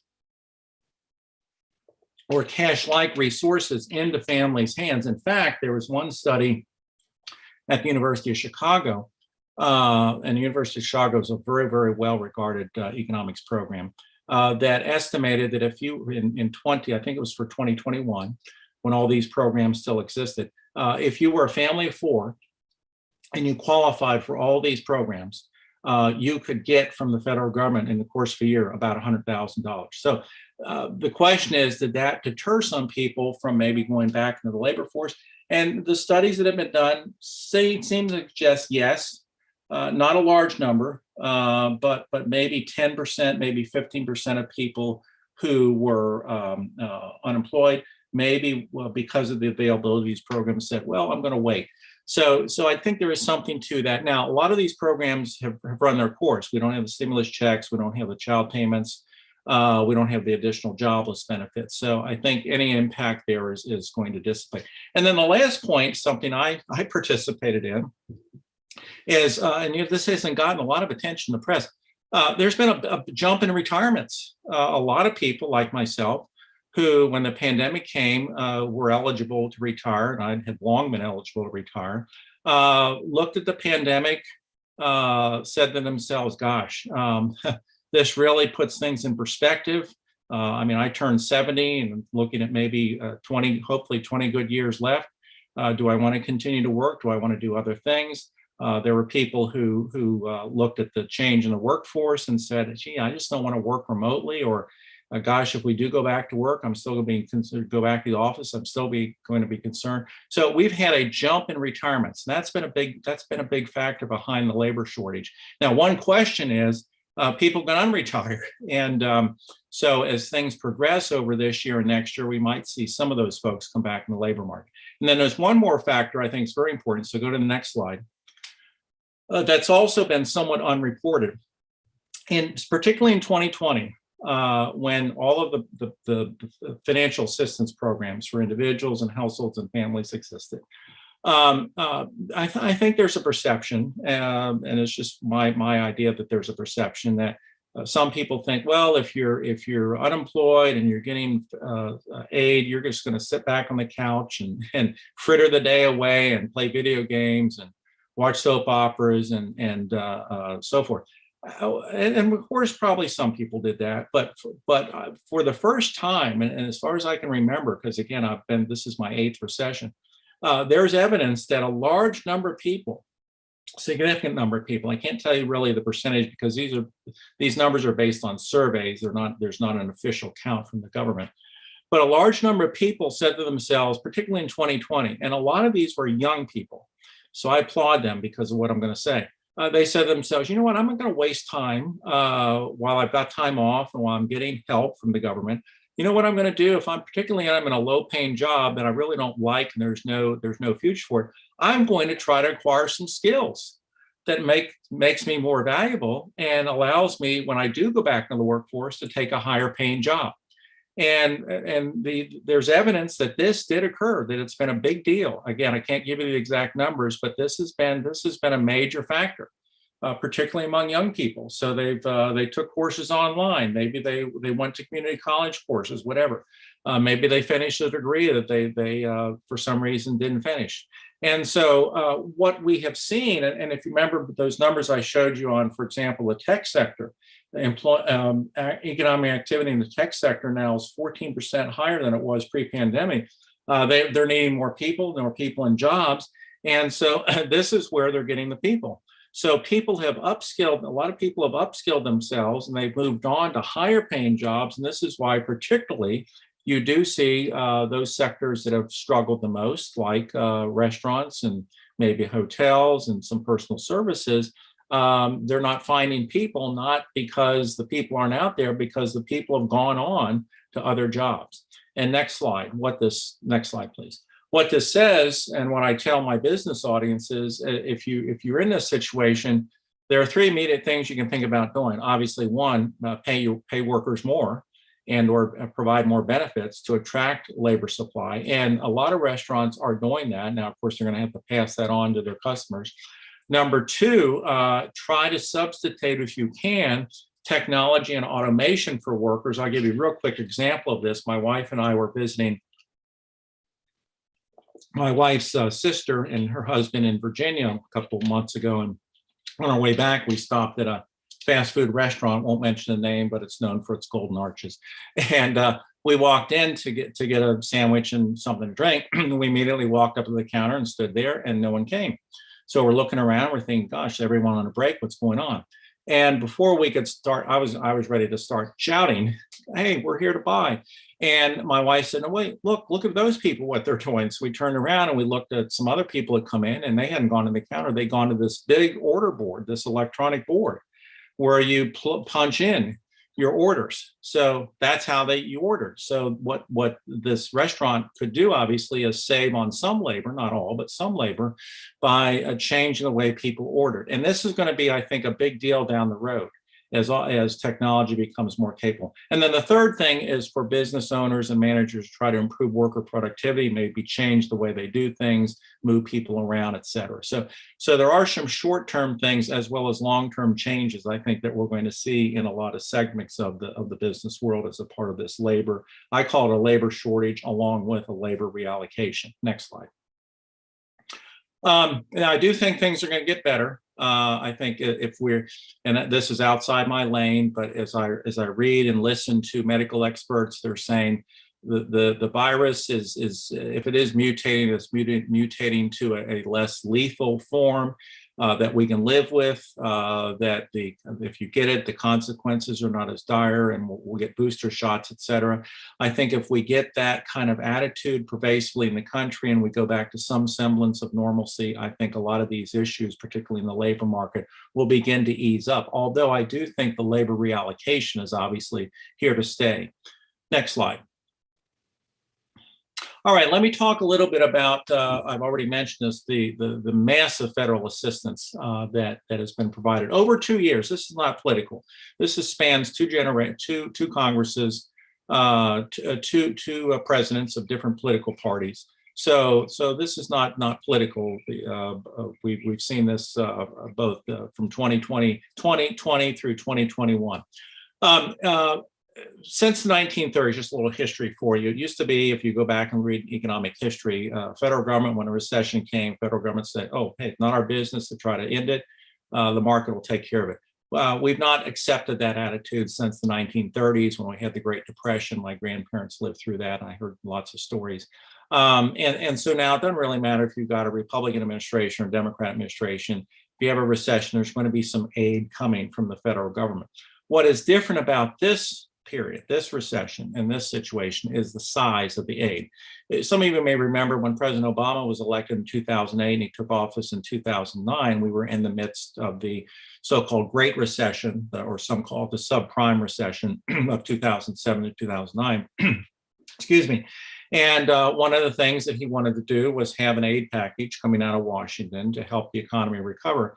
And the story is he told his people, his economists, keep the bill under $1 trillion. He said, we want to keep it in the billions. Don't want to go over $1 billion because you get into trillions. That just sounds so much more expensive. And indeed he did. I think the final bill was, it was either $700 or $800 billion. Well, we well past that. The first aid package that President Trump signed in March of 2020 was 1.9 trillion, which is interesting. That was the size of the last one that President Biden signed in March of 2021. And there were several in between. So if you take all of those aid packages, and I'm talking about the stimulus checks, the supplements to unemployment compensation, the PPP, payroll protection plan, remember that, the aid to states and localities, all of those in total, we're looking at $5.5 trillion. Now, not all of that has hit the street. The estimate is that there's about $1 trillion left to go. And I think some of you can tell me better than I can say it. I think in the last aid package that President Biden signed, there was $350 billion for states and locals. I think that's just starting to hit the street a year later, almost a year later. But anyway, this is a big number. This eclipses anything that previous, even when you adjust for inflation, anything that previous governments, federal governments have done to address recession. It even eclipses, and this may be hard to believe, what the federal government did in the Great Depression of the 1930s. And it's estimated about 80 billion of this is, when all is said and done, will make its way to North Carolina. And that's one reason why the state budget, as well as probably many of your budgets, maybe not now, but going down the road, are doing much better. So, but this is temporary. I don't look for I don't look for more aid bills necessarily to come. There may be other bills, but not necessarily targeted to COVID, as long as we get COVID under control. Next slide. And just one demonstration of the impact of this. Typically during recessions, personal income goes down. If you look at both these graphs, and they go up and down a little bit, that's seasonality. You can see the trend line, both at the national level and the North Carolina level, is personal income has gone up.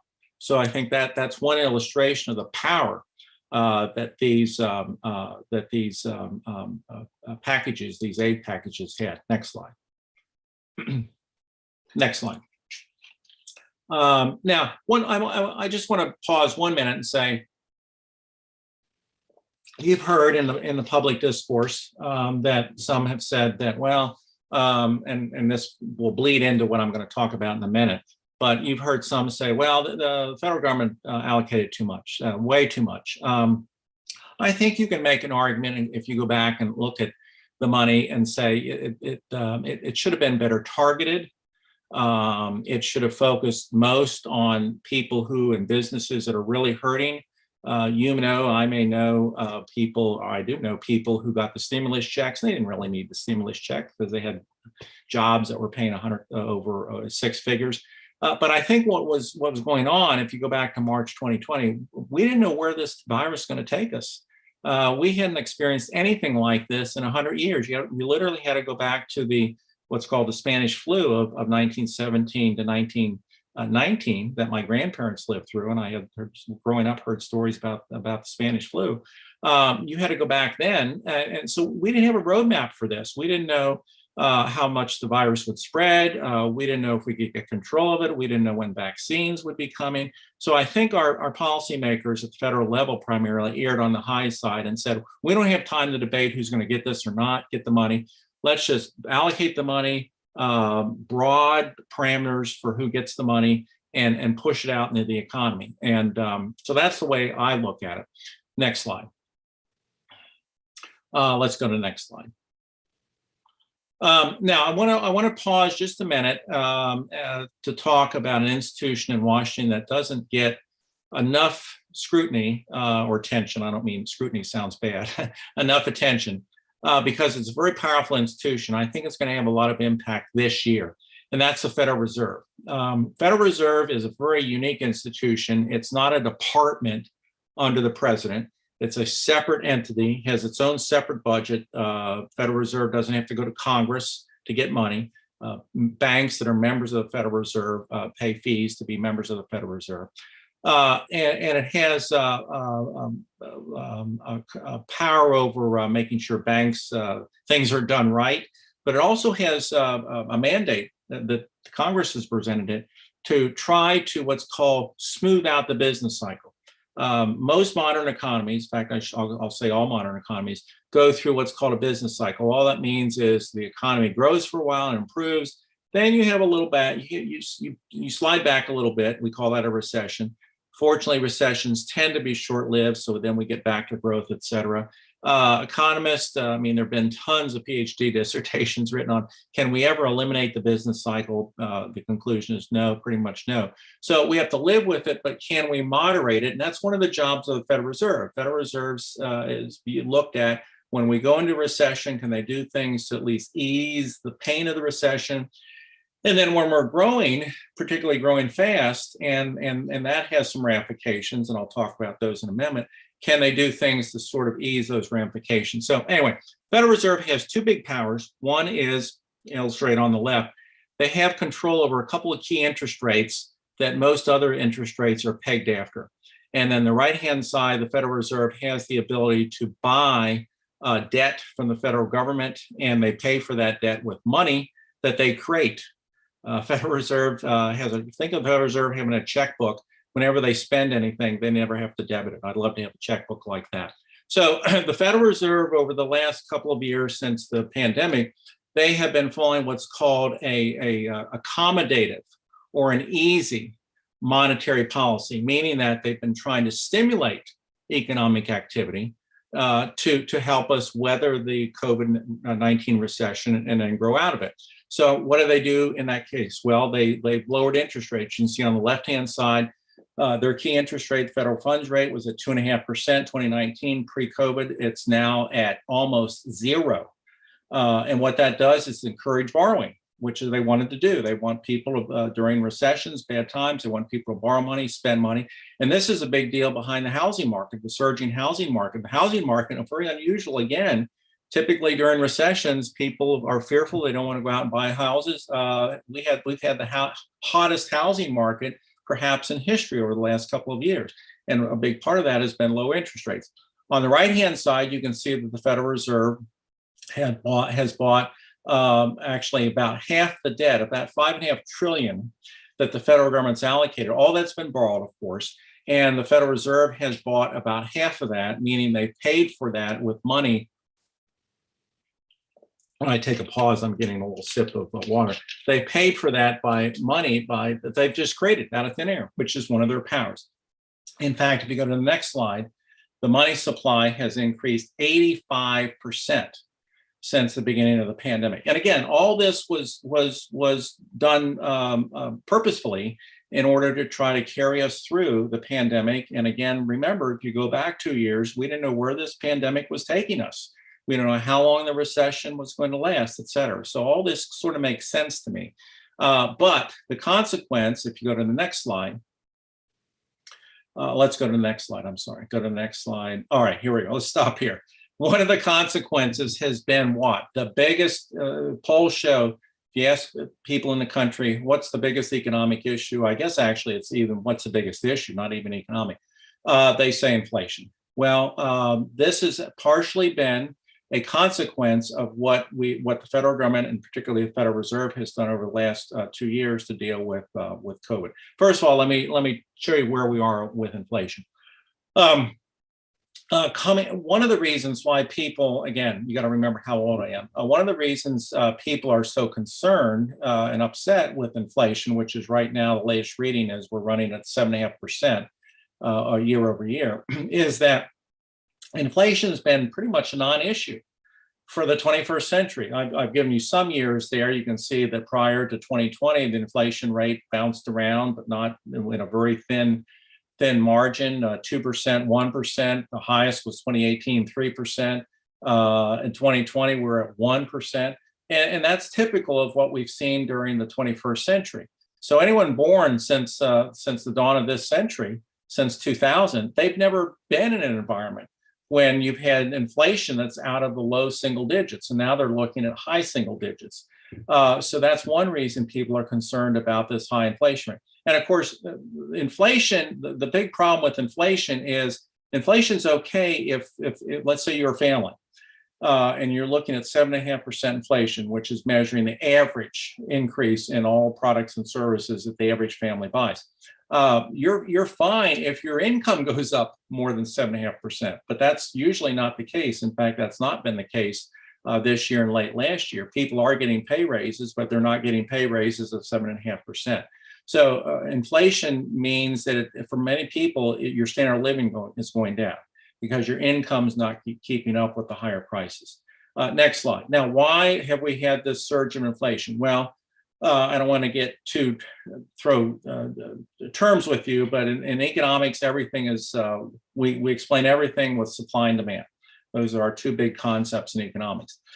On the demand side, everything I talked about with the federal government pushing $5.5 trillion in the economy, the Federal Reserve keeping interest rates very, very low, Federal Reserve pumping money, cash in the economy, that has allowed households in aggregate, not every household. I mean, you and I know people who are still in dire straits. So I don't want to think that I'm not recognizing this. But when we talk about households, we're talking collectively. Households have money to spend. The savings rate went up to double digits during the pandemic, and now people are spending down or are spending some of that savings. People are flush with cash, flush with money they're trying to spend, and they're spending at rates higher than what they were pre-pandemic. You combine that with the fact that we are having continuing problems on the supply side, the so-called supply chain disruptions, and you have a situation of spending intentions higher than production capabilities are. That is, the simple thing is people are trying to spend more on products and services. There just aren't as many products and services for them to buy. And when you have that kind of situation, you get higher, faster price increases, i.e. you get higher inflation. The late economist Milton Friedman, I think, summed it up very right when he said inflation results when you have too much money chasing too few goods and services. So yes, the supply chain is part of it, but also we're sort of reaping some of the results of those programs, that $5.5 trillion that were passed over, again, I want to be very bipartisan here, over two administrations for the last couple of years. Again, I'm not second guessing anyone. I'm not second guessing any of our elected officials because we were in an unknown situation. But this is the situation that we are now facing. Next slide. So what's going to happen? Can President Biden do anything about inflation?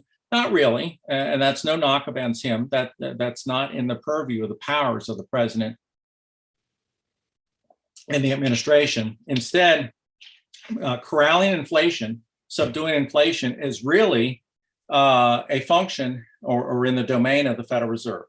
And what the Federal Reserve has to do is they have to go back and reverse their accommodative policy that they've been following for the last 2 years. It is low interest rates, money creation, and they have to raise interest rates and they have to pull some cash out of the economy. The way they do that is by selling treasury securities.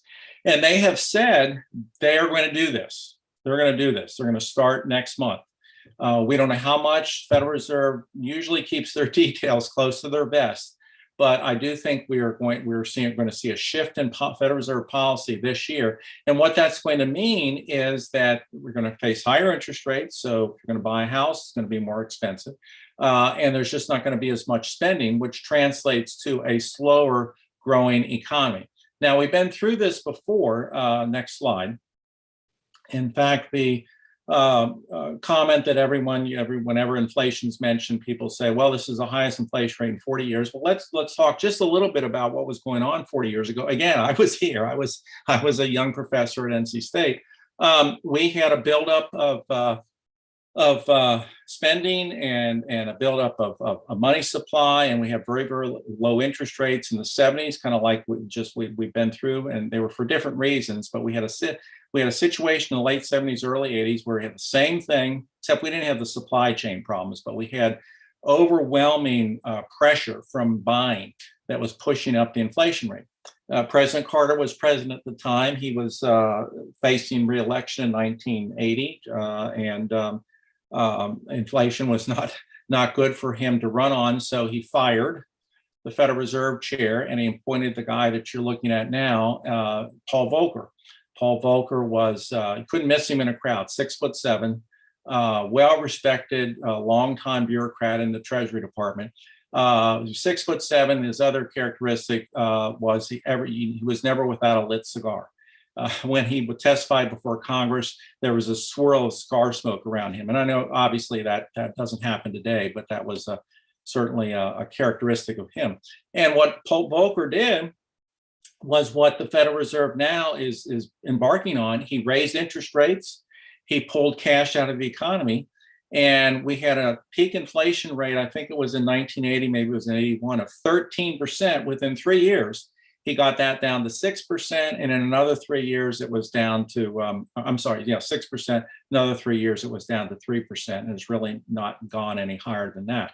The problem is that we had a recession in the midst of this. We had actually a very deep recession in 81, 82. And again, not getting political with you, but it was very interesting. If you look at President Reagan, who won the election in 1980, took office in 81, when the recession hit, you look at his popularity ratings, they were down in the 30% range during this time, and of course, obviously did recover. So those things sometimes tend to be very, very temporary. But my point here is that the way to look at this, I think, is the economic. Think of the economy as a car, and our car is speeding along. Economic car is speeding along at 50 miles an hour. It's going too fast to keep prices stable. So what the Federal Reserve wants to do is slow that car down to, let's say they calculate, if they cut the speed in half to 25%, that'll still keep the economy growing, they estimate, but not as fast, but still keep it growing, but we'll get inflation down. The problem, and so if you and I were driving a car, and I just drove to and back from the gym today, and I was on the highway, and I know if I was going 50 miles an hour and I needed to get down to 25, I know exactly how much to push the brake. Federal Reserve never knows how much to push the brake. This is not like physical sciences where you do A and you're going to exactly get B. They know that if they push the brake down, and that is to say they raise interest rates, pull cash out, the economy will slow, but they never know exactly how much it'll slow. So that's one of the challenges for the Federal Reserve this year. They're going to have, if they want to curtail inflation, they're going to have to slow economic growth. And even if they achieve that, what that's going to mean is fewer jobs are going to be created. We're still going to get jobs creation. But the concern is they're going to have to slow the economy down so much to get inflation down that we stop having job creation, and maybe even we lose jobs. That is, we have a recession. And I think that is a possibility. I tell my business audiences, and well, you're in the business of public sector, so you're like a business audience. You need to at least keep that in the back of your mind. Budget writers need to keep that in the back of their mind. We could be in a situation, I don't think it's likely. I sign about a 25% chance, but we could be in a situation at the end of this year where the Federal Reserve has had to raise interest rates so much that the economy begins to slip into a recession. In fact, when I show you my forecast, I account for that. So that I think is the big news of this year. If I can give you advice, economic advice, watch the Federal Reserve, watch what they do, watch how much they raise interest rates, watch what the market reaction, the stock market. The stock market is kind of like a daily vote on the economy. Market goes up if investors are positive in their economic outlook, market goes down if they're negative. So if the Federal Reserve raises, let's say in March when they meet and they raise interest rates 0.5%, which would actually be a big deal. If the market goes up as a result of that's actually a good sign because at least the market's thinking, oh, okay, this might be, they might be able to pull this off. We might be able to avoid a recession. On the other hand, if the market goes down, it will tell you the opposite information. So anyway, this is going to be the year that I think if you're focused on the economy, shift your focus from the debates between the president and the Congress and shift them over to the Federal Reserve. Next slide. So anyway, here are my forecasts, and I'm just giving you, these are North Carolina GDP numbers. And again, of course, your situation in Durham and in the Triangle, it's going to follow these paths. The Triangle is not recession proof. Best case scenario I have in red, which is a scenario where I'm assuming that COVID gets under control and the Federal Reserve is able to pull off the trick of really reducing the inflation rate without causing a recession. Under that scenario, you can see very, very strong growth in North Carolina. The blue is the scenario where the COVID is not under total control. We get other variants and they're not as mild as we think. So we've still got to keep restrictions, masks, et cetera. People are still fearful, but the Federal Reserve does pull off the trick of bringing inflation down without a recession. The third scenario, which is in, I guess that's what, turquoise, you can see a decline there from the third quarter to the fourth quarter of this year. And that is the scenario where, yes, we get COVID under control, but the Federal Reserve is not able to pull off the trick of slowing the pace of inflation, of price growth without a recession. So we have a recession, it's a 2-quarter recession, and then we start growing. So those are my 3 scenarios. Right now, I put about a 25% chance on number 3, the one I just told you. I'd actually put more of a chance on number 1. I'm actually thinking the Federal Reserve could pull this off, and then obviously whatever the difference is number 2. So typical economist, and in this case, I need 3 hands rather than 2. On the one hand, this, on the other hand, that, and I need a third hand to give you the third possibility. But watch the Federal Reserve. All right, next slide. All right, I certainly want to leave time for questions. I think you've given me until 11:45, including questions. So let me talk about how the economy after the pandemic, and hopefully we're close to after the pandemic, is going to be different. Next slide. First difference is going to be actually continuation of pre-COVID, but I think it's going to be accelerated. And that is, we're going to have a lot of what we call labor market disruption. All that means is that we're in an era with all the changes in our economy, particularly in the tech area, that we're seeing new jobs being created, new businesses being created, but at the same time, we're seeing other jobs being destroyed. We're going through what the famous economist Joseph Schumpeter said was a period of creative destructionism, where we're creating a lot of new things, excuse me, but at the cost of destroying some of the old. And North Carolina has already been through that. I mean, since I've been here over 40 years, I'm not a native North Carolinian, but since I've been here for 43 years, North Carolina's economy has been totally remade. When I came here, tobacco, textiles, furniture were the top sectors. They're still with us, but they're much smaller. And we have new sectors like tech, we have pharmaceuticals, we have an auto sector that's now being created. We have food processing, we have banking, we're a leader in national banking. So we've already been through this creative destructionism, but I think there is more to come. And I think there are big implications for education. I mean, clearly more people are going to need more training, but I think we're going to need some auxiliary training that allows people who are in a job and let's say they're in their 30s and they find their occupation is no longer needed, they lose their job, they've got a family to support, they don't have time to spend 4 years in college. We need something that's going to get people back into a career. So I think where we're lacking perhaps in some areas of our educational system is quick short-term training. Doesn't mean people are stuck in that job forever, but it allows people to shift and not be out of the workforce for a long time. So that would be my recommendation. And we've got great community colleges that are certainly capable of doing more in that area, as well as expanding that to interact with businesses. Next slide. I do think education, we saw education remade during the pandemic. A lot of critiques about distance learning. NC State and all higher educational institutions have been doing actually distance learning for a long time. I can tell you as one who's done it from an instructor's point of view, you don't save any time doing distance learning. I work just as many hours interacting with students doing distance learning as I did in class. In fact, in some sense more, because if a student in class asks a question, all the other students hear it.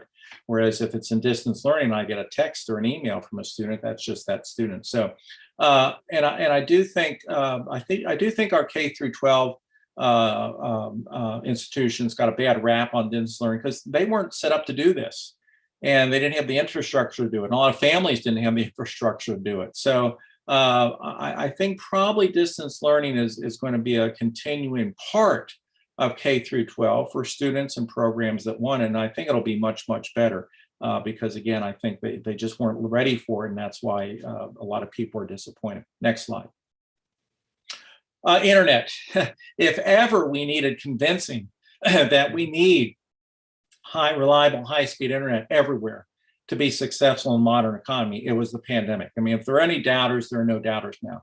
In the modern world, you need, if you're a business, if you're a family, you need access to reliable, high-speed internet. It's like electricity was 100 years ago. Again, I remember one of my grandmothers telling me in southwestern Ohio, she lived on a farm with my grandfather. The day the lights were turned on, she used that phrase. This was in the early 20s, and changed their life. It was particularly for her. She could buy a washing machine. She could buy an electric refrigerator, et cetera. So we're internet, high-speed internet is like that now. We've got to get everyone have access everywhere to high-speed internet. Now, in the physical infrastructure that was bill that was passed a couple months ago, there's $60 billion in there for expansion of high-speed internet nationwide. That's not going to be enough. Estimates are we need about $200 billion. And our General Assembly has appropriated some money. So we are making commitments. The big question I have is whether we're going to get, whether places in say, North Carolina that don't have access to reliable high-speed internet, are they going to get it the way I'm getting it? I mean, I'm in an old neighborhood in North Carolina, so the internet's up on the telephone lines and the cords are coming to my house. Others have them coming underground, but they're still cords. It's just where they are. What's being done now by some entrepreneurs, and the most famous one is Elon Musk, is he's trying to create a worldwide or global internet provision capability using what he calls low orbiting satellites. If you get your internet, and some do, if you get your internet and maybe your TV signal from a satellite now, that satellite's 25,000 miles up in the sky. Musk satellites are 600 miles up, much closer. So the reliability is much higher. And his goal is to string the Earth with these. I think he's estimating he needs 600. And so he argues that when he's done, and this is up and running, any person on the globe will be able to get reliable, high-speed internet. So we'll see. He's working on that. He's had some fits and starts, but we'll see. My expectation, somehow, we're going to get full internet by 2030. Next slide. Teleworking. Pre-virus, 8%, only 8% of people worked remotely, and by work remotely, the definition there is they worked at least 2 days a week from home. At the peak of the pandemic, this was around, I think, April of 2020, 60% of workers were working remotely. 60%. I was not retired then. That's what I did. Probably a lot of you did that. Now, as things have moved, fortunately, toward more normal, we've seen that pull back, but the estimates are that we're probably going to be at an equilibrium of somewhere between 20 or 30% of people choosing to work remotely. If you want to really delve into this, Stanford University's got the best set of economists working on this. All kind of questions, obviously. Workers seem to indicate they want the option of choosing. Gosh, if you're a designer building, working with a company that's building new high rises, which of course are popping up all over the triangle, and designing office space, I mean, those people are really trying to figure this out. I mean, I've read all kinds of things about how the offices of the future is going to look nothing like the office of the past. And of course, we do worry about, for example, if there's less business activity from people working, say, in downtowns. If they're working from home, what's that going to do to downtown businesses? Hopefully, we're growing so much in the triangle, both in downtown Durham and downtown Raleigh, it's not going to be an issue. But this, I think, is a keeper. This is going to stay with us. Next slide. A drone delivery is coming. In fact, I remember at the end of last year when all sorts of people are doing their forecast for the year, they're saying 2022 is going to be the year when people start to see many more drones delivering packages. And for you in cities, I remember I was on a committee with former Mayor McFarland in Raleigh a couple of years ago, and she very adeptly forecast this. This is going to cause some issues in cities about controlling the skies. And in fact, people say what you're going to have to do, people in dense areas are going to have to set up drone highways in the skies. So that might be something to think about, because the futurists say this is coming and it's not stoppable. Next slide. And then lastly, where is home? Think about this situation, and you probably hear about this all the time. I've got some nephews and nieces who are coming out of college, and they're looking about where to live and work. And they've obviously thought about the triangle, all the great opportunities here. And one of the things I hear from them when they investigate the triangle is, gosh, if you live in Raleigh, and I'll just use Raleigh as an example, it's cost an arm and a leg to live there. And if we live on the outskirts of Raleigh, say northern Johns County, we got to deal with the commute and going into the office. Well, what if that young family could work remotely, meaning they don't have to do a daily commute. And if you don't do a daily commute, on average, you save 10 hours a week. And they work remotely, and let's say my nephew and niece say to themselves, you know what, we can do that. And you know what, well, let's maybe live in, I don't know, Kinston. And if their company is located in Raleigh, no problem. They can just work remotely from Kinston. They go to Kinston, they can buy the same house they could buy in Raleigh for half the price. So the point here is that if we do get a situation, and this is not coming tomorrow, but if we get a situation down the road where you have reliable high-speed internet everywhere, you have remote working possible, maybe you have remote education possible if you want it, you've got drone delivery, et cetera, telemedicine, that was something else I didn't mention that's on the rise. You can live in a small town. You can live in a rural area and pretty much not miss a beat in terms of your standard of living, and yet you lower your costs. So this could be the big game changer for our rural counties in North Carolina. I know you're in Durham, but this could be the big game changer for our rural counties in terms of a whole different lifestyle. In fact, next slide. Next slide. Shameless plug. Next week, I think it's February 27th, and my new book's coming out that talks exactly about this, and it's called Relaunch. So look for that. And go to the previous slide, because I'm going to end there. So in closing, what does all this mean for North Carolina? There are futurists who are, you probably read about this, who are talking about the great resorting, R-E-S-O-R-T-I-N-G. They're arguing that after the pandemic, there's going to be a big movement of population around the country. I mean, there's always movement of population around the country, but they're saying people are going to want to move from states that, for a variety of reasons, didn't do well during the pandemic to states that did do well. North Carolina is clearly on the side of a state that got through the pandemic just about as good as you could for a state.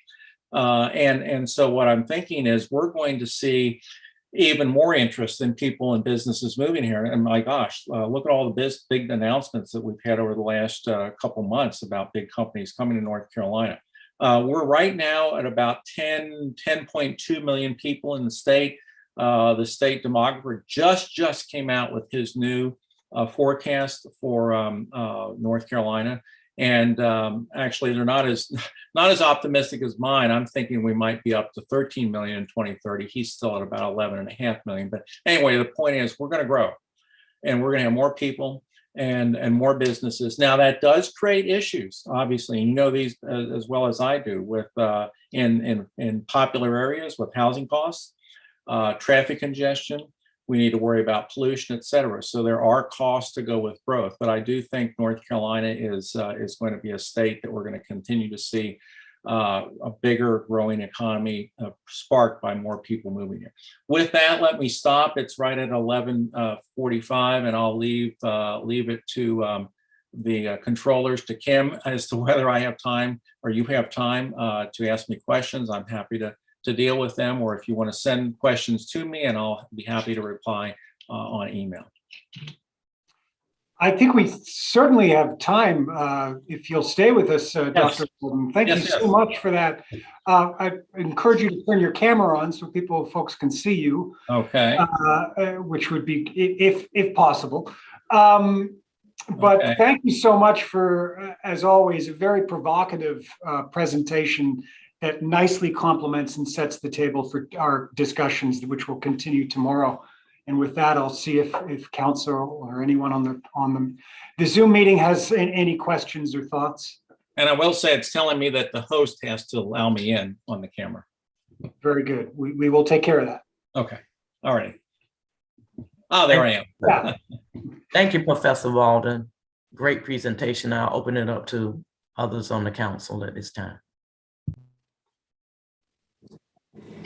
Thank you, Morning, Professor Professor. Walden. I just wanted to just ask really quickly. I know. Please call me Mike now. I'm retired. Please call me Mike. Can't do that. But if you could just share, I saw the book review. I didn't catch the title of the book that was coming out next week. Oh, yeah, it's called Relaunch. Yeah, just read. Yeah, if you I don't think it's up on Amazon yet or the other places, but it's Relaunch, and then just type my name. It should come up when it's okay. available. Thank you. Thank you. Thank I will you, say thank that you. I appreciate your presentation. I was too busy taking notes, looking down, and when it came up, I didn't catch it. But I really, each year that you've been here to share the economic impacts, it's been informative, and I am probably one of those nerds that really like to try and read up and get a lot more information on the history you share. And so I really appreciated the kind of overview around the Fed and how that's going to have impact locally. Excellent. Thank you. I also will say that I am really concerned because in our city, acknowledging that folks got left behind in the first revisioning with the textiles, textiles farming, tobacco and furniture. The folks who were able to reformat then are now, it's almost as if our middle class has disappeared and our lower income folks have increased, and we're bringing in so many high-tech folks who have really high incomes. There's such a huge divide. And so really trying to think about what that looks like. I appreciate the overview around, creating educational supports that will be quicker and easier for people who are still working to use. And this is, it's very informative. There's a lot to take in, and I will definitely be touching base to try and figure out what else I need to get, what other information or what other resources we can gather to kind of put our hands around a solution that will work for the folks that live here. Yes. And I will say you're exactly right. Just real quick on the shrinking middle class in North Carolina, growing upper and lower class. I have that documented on if you go to Michael L. Walden, NC State University, you'll get my NC State website, and I have a paper on there that actually provides you with the data on how those three components of our society have changed. And you're exactly right. A big problem, and it's actually nationwide, has been this shrinking, the sort of the glue that holds everything together, the middle class. And I think one approach to dealing with that, and we haven't done a good job at this at all. And this is more of a critique of federal money, because a lot of federal money needs to be brought into this, is not having. What we need to do, I think, is if we have shifts in the economy and we know plant A is going to close and it's going to throw X number of people out, we need to be proactive with those people and go to them and say, all right, what are your skills? And it may require them to move, and we need some help to get them moved. But we've not done a good job of reskilling people. You're absolutely right. And that goes back to Councilmember Williams' point around how workforce and economic development becomes such a huge factor. I do want to just note, I know there were some test cities around the drone delivery, and we are not one, but if you have any resources around how they're developing, that would also be great to have. Okay, I don't, but I'll look into that. Thank you. Thank you. I believe Councilmember Williams has a question. He has his hand up. Yeah, I've been trying to start my video also. It won't let me. So the host could. Oh. Okay. I'm joining from one of our parks.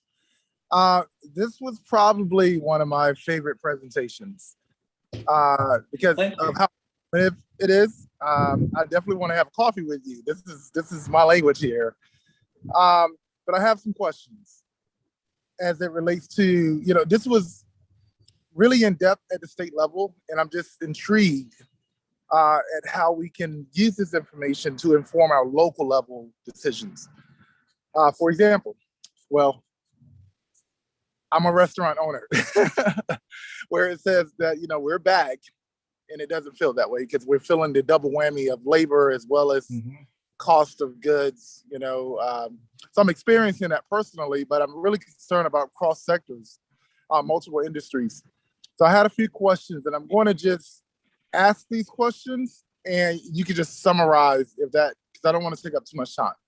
So here are the questions I had. So unemployment pay compared to job numbers. So basically, we see where the unemployment rates are. Do we have any correlation between requests for unemployment pay and how that may affect us? I think we addressed kind of like the job shifts or reallocation of work.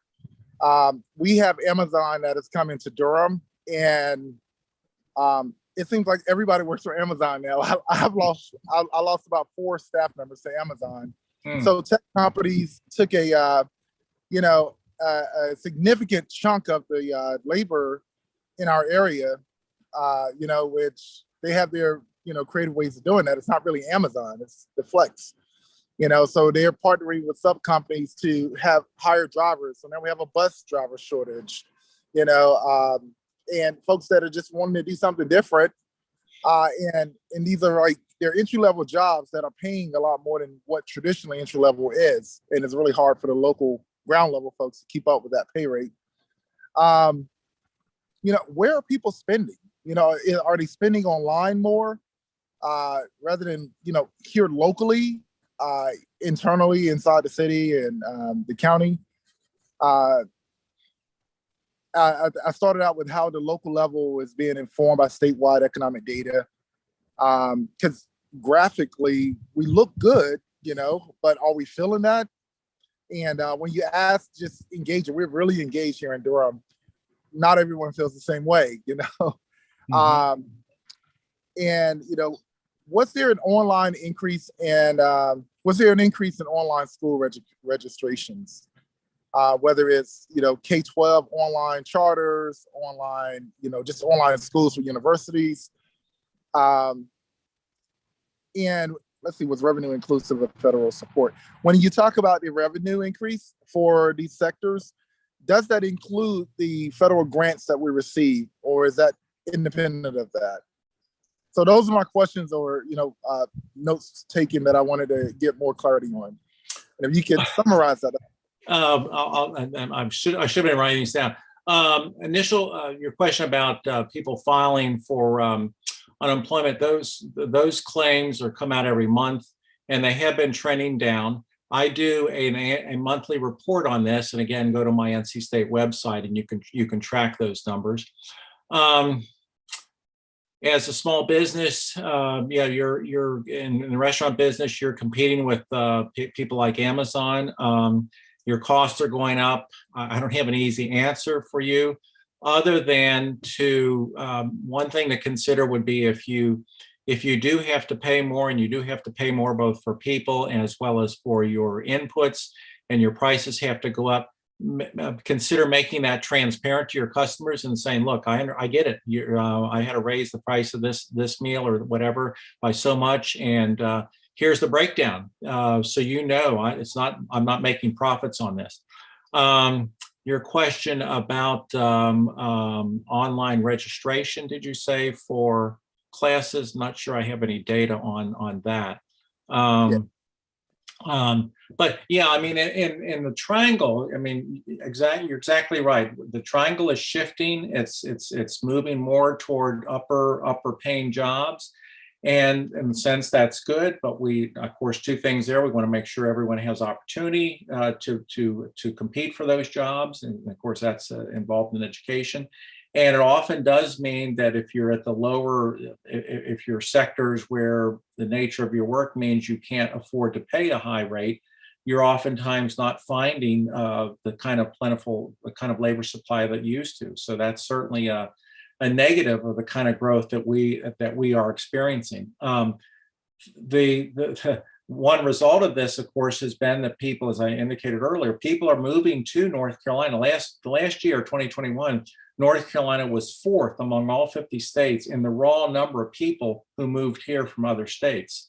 And so if you have contacts out of state, my wife is from New York, and she's constantly telling people, come down to North Carolina. It's great here. And a lot of people have done that. But yeah, when you talk about economic growth, and I'm implying that good things about economic growth, they're always, that doesn't mean everyone's benefiting that. Everyone's not benefiting the same way. And there's some people who are actually adversely impacted. And so I can easily see if you're a small business where your labor supply is leaving to go to Amazon, that's a downside of some of these large companies coming here. Don't have an easy answer for you other than to say, make that known.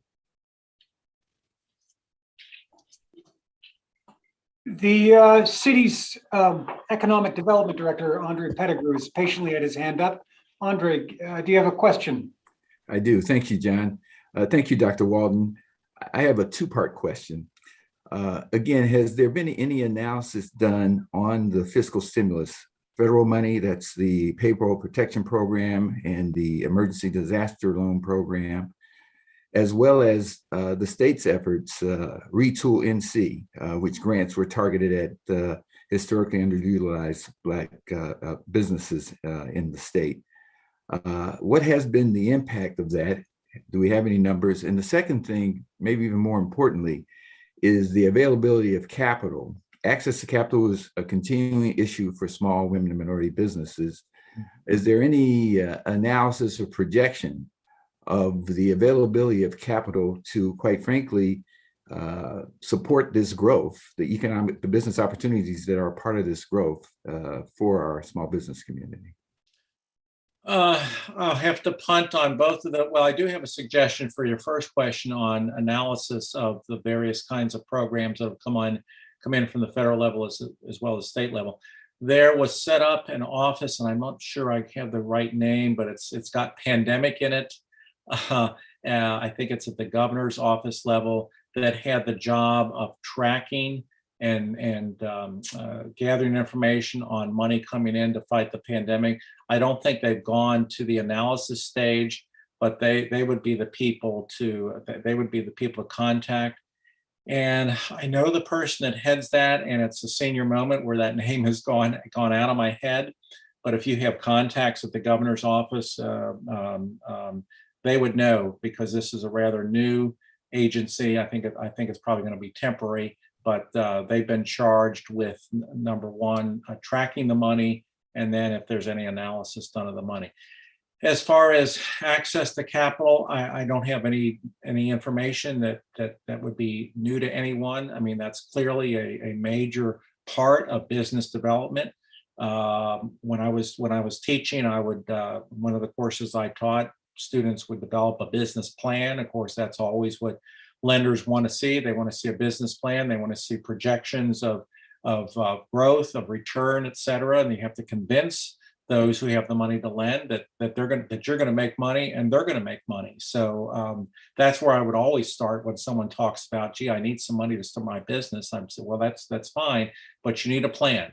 And you need a plan that is convincing, not just for yourself, but for the people who are going to lend you the money. And you need to do the research and the background studies, et cetera, on making sure that you've got a plan that makes sense. Thank you so much, Michael. I'm going to ask if any of our colleagues have any other questions or comments, and then I believe City Manager Page would like to have some concluding remarks for this.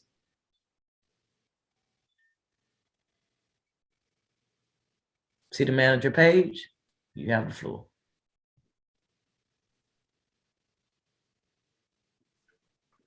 So Mayor, just for clarity, I know Dr. Walden is closing out, and it looks like there are no additional questions or comments for him at this time. But before I make final comments, and we will be back together tomorrow, but I do have, as is customary for me, some final comments for us as we end the day. We would also like to hear from you and any council members, just any reflections or comments that you have for us about today as we move to our next session. Well, City Manager Page, the one thing that I have been so impressed and continue to be impressed by is the absolute professionalism and excellent city employees that we have, and today is no exception. It's all been so informative. I've learned a lot. I'm primarily a listener and try to soak it all in before I have questions, and certainly you have given me a lot to think about today. And the manner in which it has been presented has been very, very easy. It's been very easy to take in. So kudos to you all and your staff. You continue to excel, and I'm just so proud to be a part of the organization of the City of Durham. And I think Councilman Reese has his hand raised.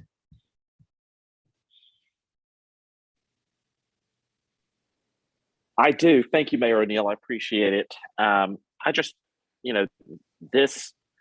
these meetings every year are just hugely important for me. And this first session where we get the results of the resident satisfaction survey and where we hear about kind of the larger economic trends, they're both super important. They really set the table for us and the conversations we're going to have in the weeks and months to come about our budget, the single most important thing that we do every year. And today was no exception. I just want to thank all of our presenters who did a fantastic job really teeing us up to have the right information to make the big decisions we have to make in the weeks and months ahead. The only other thing I wanted to add is how grateful I am to John Allore. Today has gone really well, despite what I think was a couple of changes in the background. And John, you have done a fantastic job today. I expect nothing less in the next series of sessions that we have. I am so proud of you stepping into the role that you now hold and doing this incredible work. We have not missed a beat, and I'm just totally grateful to you, and especially your amazing staff for getting us through this day. And we have 3 more of these to come.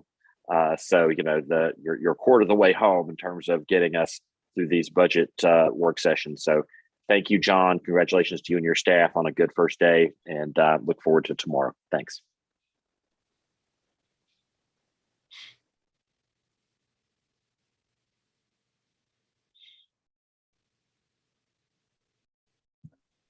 Anyone else? All right, back to you, our city manager. Well, thank you, Mayor and Council. And really, after hearing the resident survey report this morning, it's always, it's always where we start, because our residents are, their impressions and their experiences are very, very important to the work we do on a day-to-day basis. Dr. Walden is still on camera, but hearing that economic outlook for not just our local economy, but really state and national economy and trends, that update is also it's certainly valuable for our current budget, but valuable as we talk about our long-range plans and planning that we do here in city government. Our strategic plan, it grounds us, and you only had brief highlights today on those priority initiatives, but you will be hearing more as we dig down into how we're going to make those initiatives come alive. And we just always hope that every day, but today in particular, provided you the background, and it really begins, setting that stage for tomorrow's meeting, well, we move it up a little bit. We start putting some numbers in front of you. We start doing some analysis. We start providing some future projections. And I will say that it is using the best information we have at the time, because our information is constantly evolving and it's constantly changing. I would like to, as the Durham City Manager, thank the staff that is here today in the meeting with us. We wish that we could all be in person, but we will be back in person, even though not today. But, you know, we do this work. We do it with passion because we really do love this city and we love the people that make this city their home. And we, you know, we wouldn't want to be anyplace else except for in person with each other, but that's coming. These staff members have been recording questions and insights. They have been monitoring the chat. You've seen them put some links up to some of the things we've talked about to make it easy for you to find it after the meeting. And we're doing all this as we move closer, one step closer to formulating a budget recommendation to you, Mayor and members of the City Council. The hill we have to climb to get to a balanced budget that really reflects all of our priorities, it's going to be steep. I just have to say it and repeat it. It's going to be steep. We'll have some bumps to navigate as usual. And our final budget destination will require much strategy, cooperation, innovation, and certainly sacrifice at times. But with that being said, and I see John Allore still on the screen, I am confident that we have the right team in place to deliver. I always have that confidence. And I know that some of our employees are here in Zoom and some of them are watching live stream, but they know I have it. And I couldn't be surrounded by a greater team to do this work. So as we prepare to leave for the day, y'all know I'm gonna do it. I leave you with another 5-letter word. And that word is lunch. I am about to venture into these downtown Durham streets to find mine. And I hope you will too. So thank you for your attendance and your presence here today, all the guest speakers, and we look forward to seeing you tomorrow. Thank you so much. Have a great day, everybody. Job well done. Thank you, everybody. Excellent. Bye. Goodbye, Thanks, everybody. y'all. We'll see you tomorrow morning. I get to sleep a little later tomorrow. That's awesome.